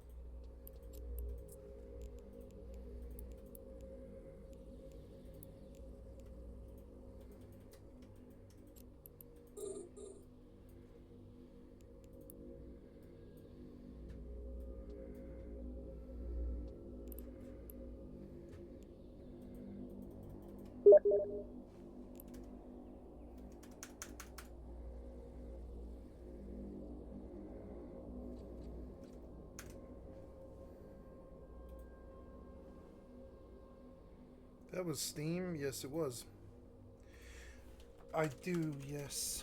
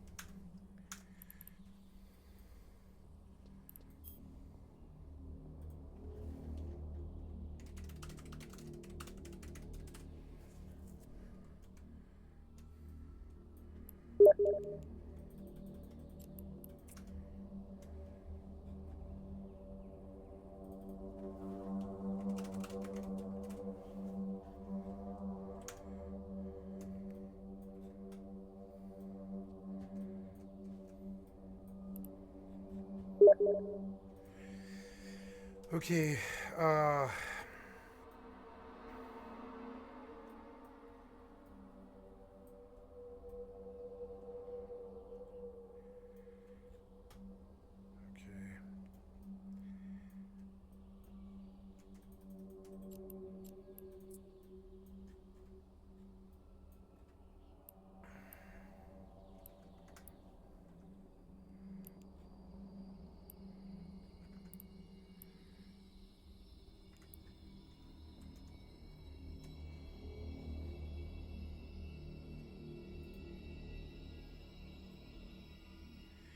I need time.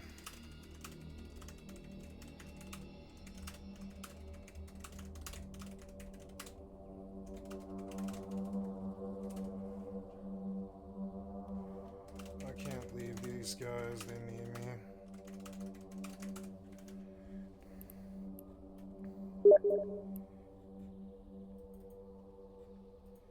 Sorry.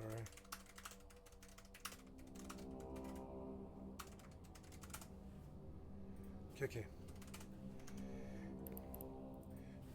If no one shows, I can dock immediately and come.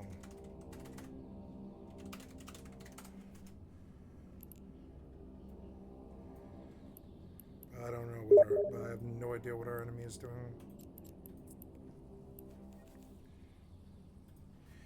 Okay.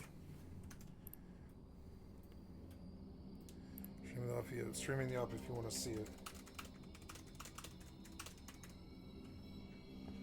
Warp drive active.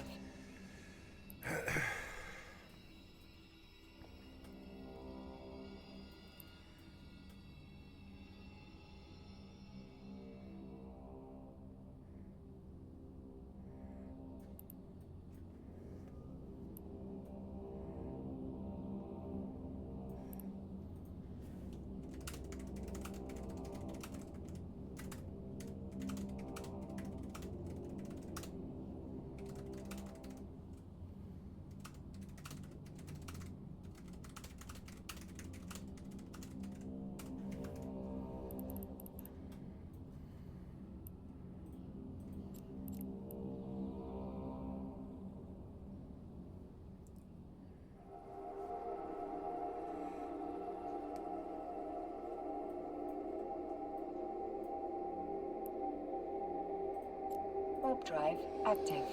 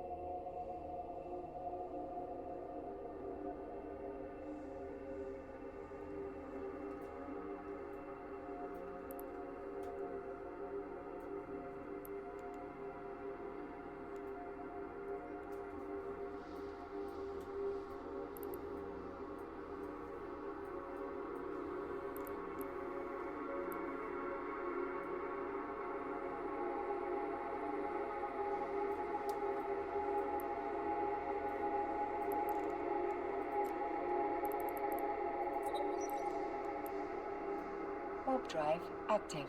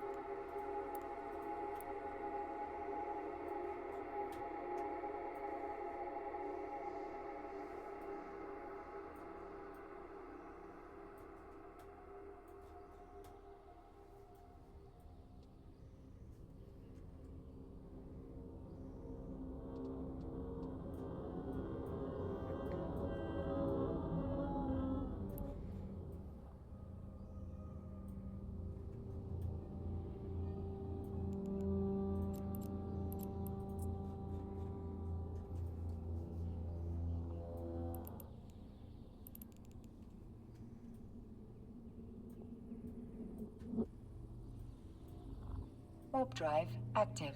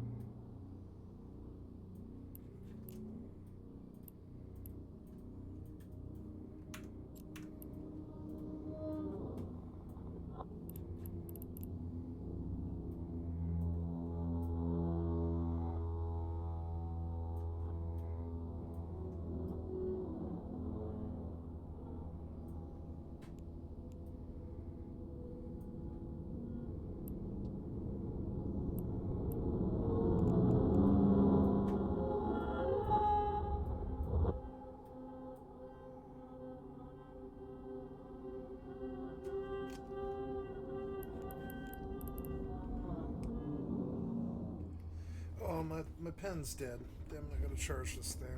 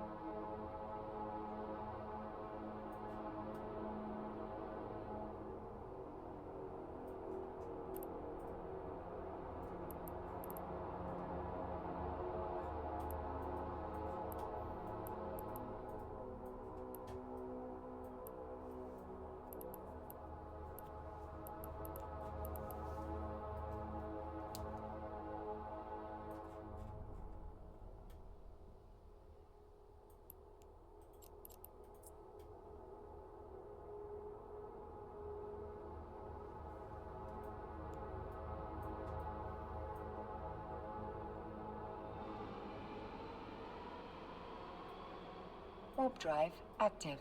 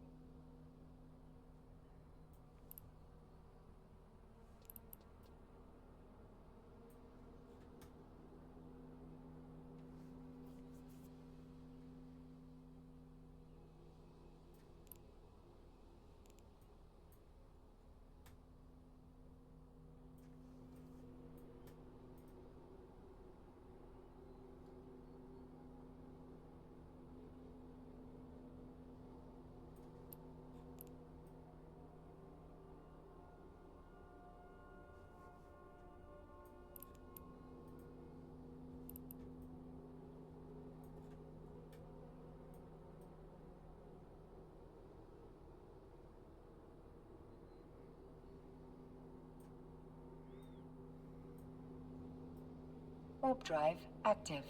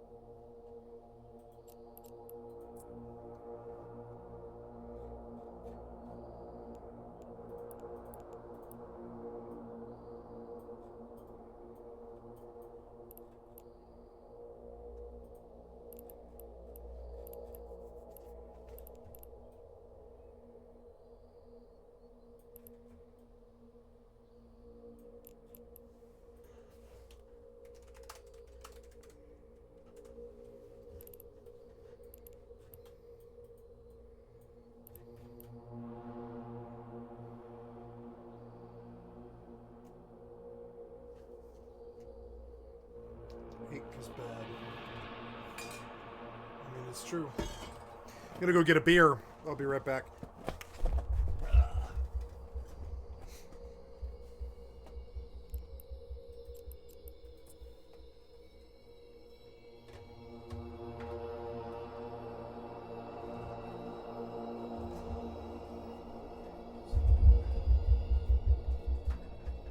Warp drive active.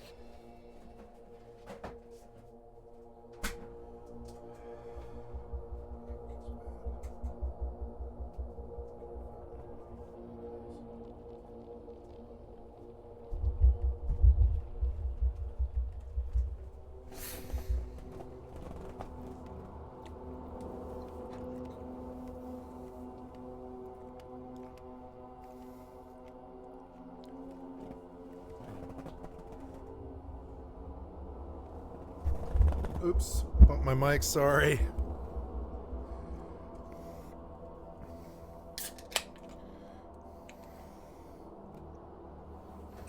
Jump. No, don't jump.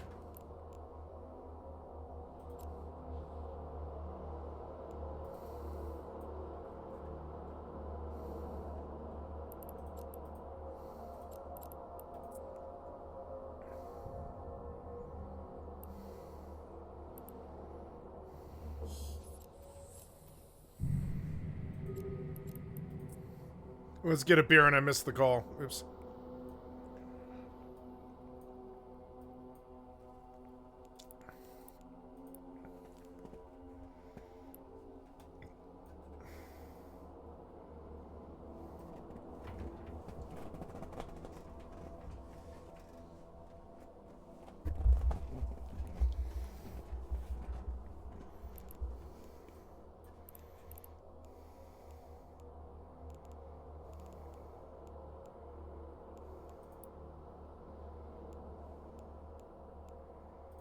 Warp drive active.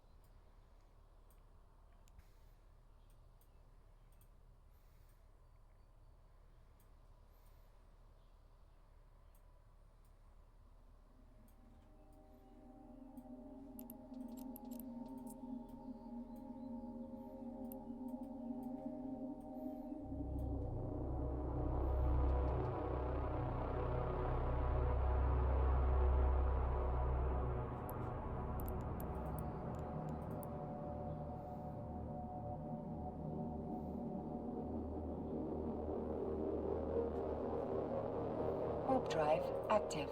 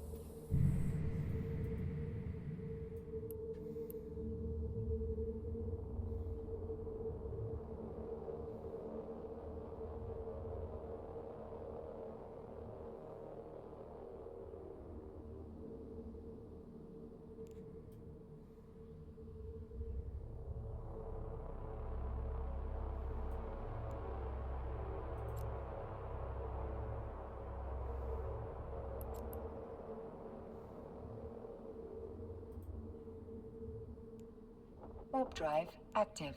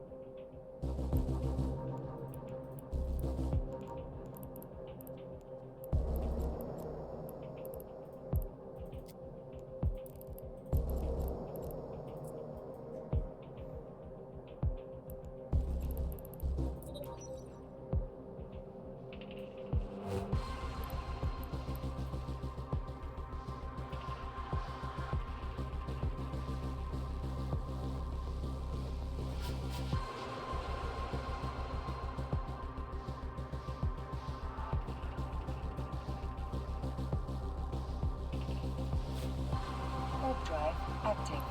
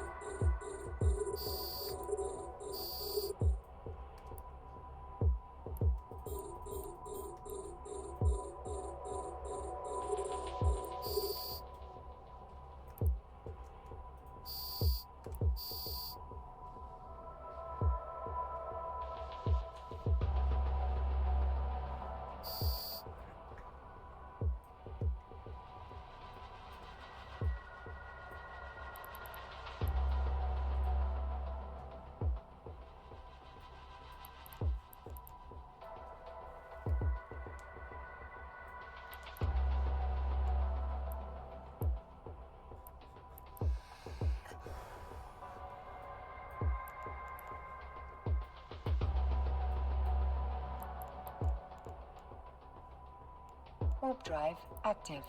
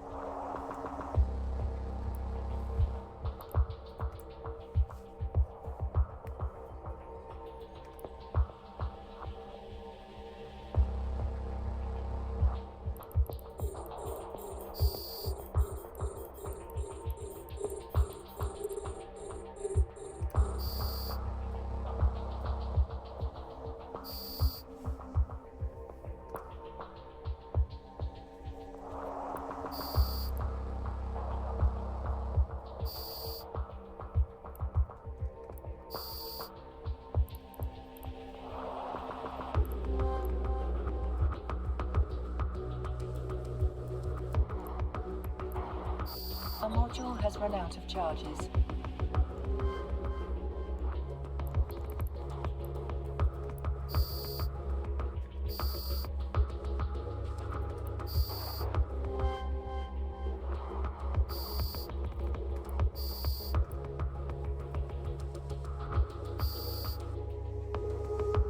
Warp drive active.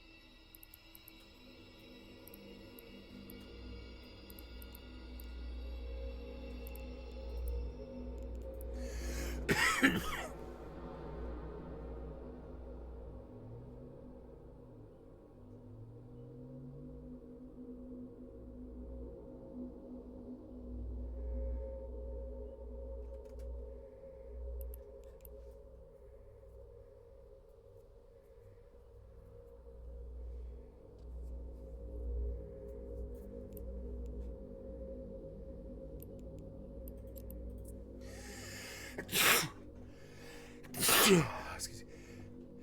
Excuse me.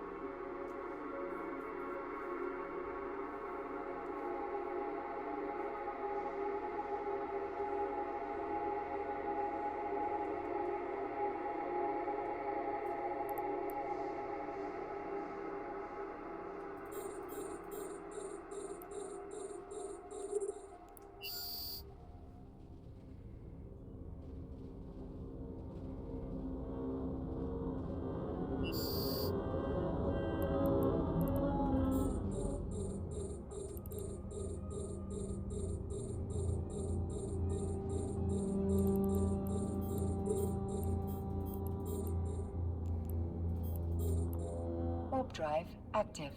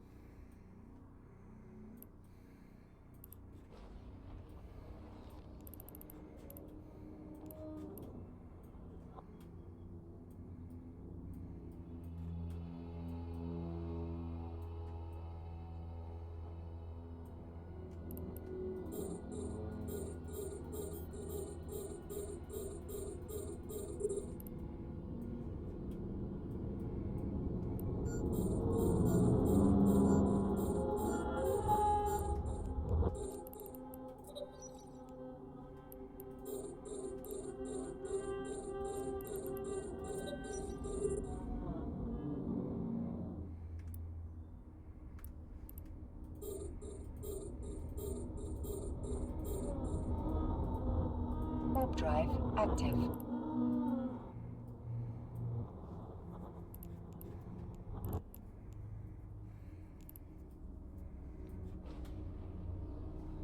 Killing the Razu there. I don't know what the fuck's going on.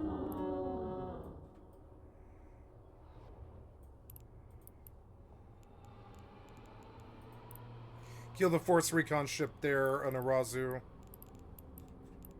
And it carries.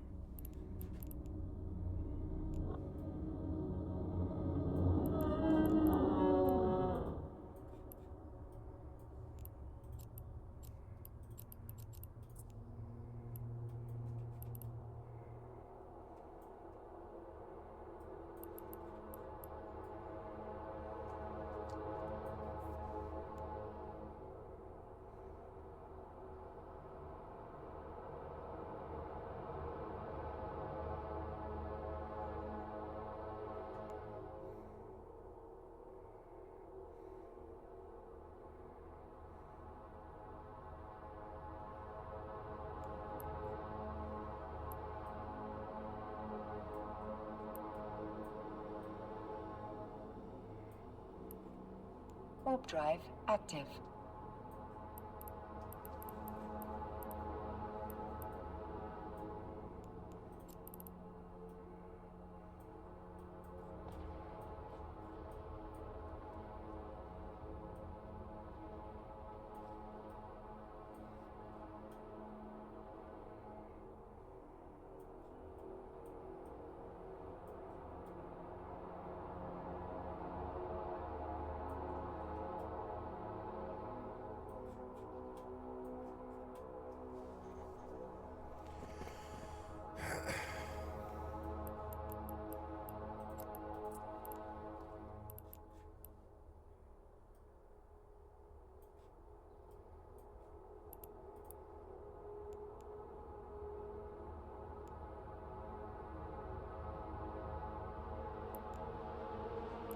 Why do we have a procure?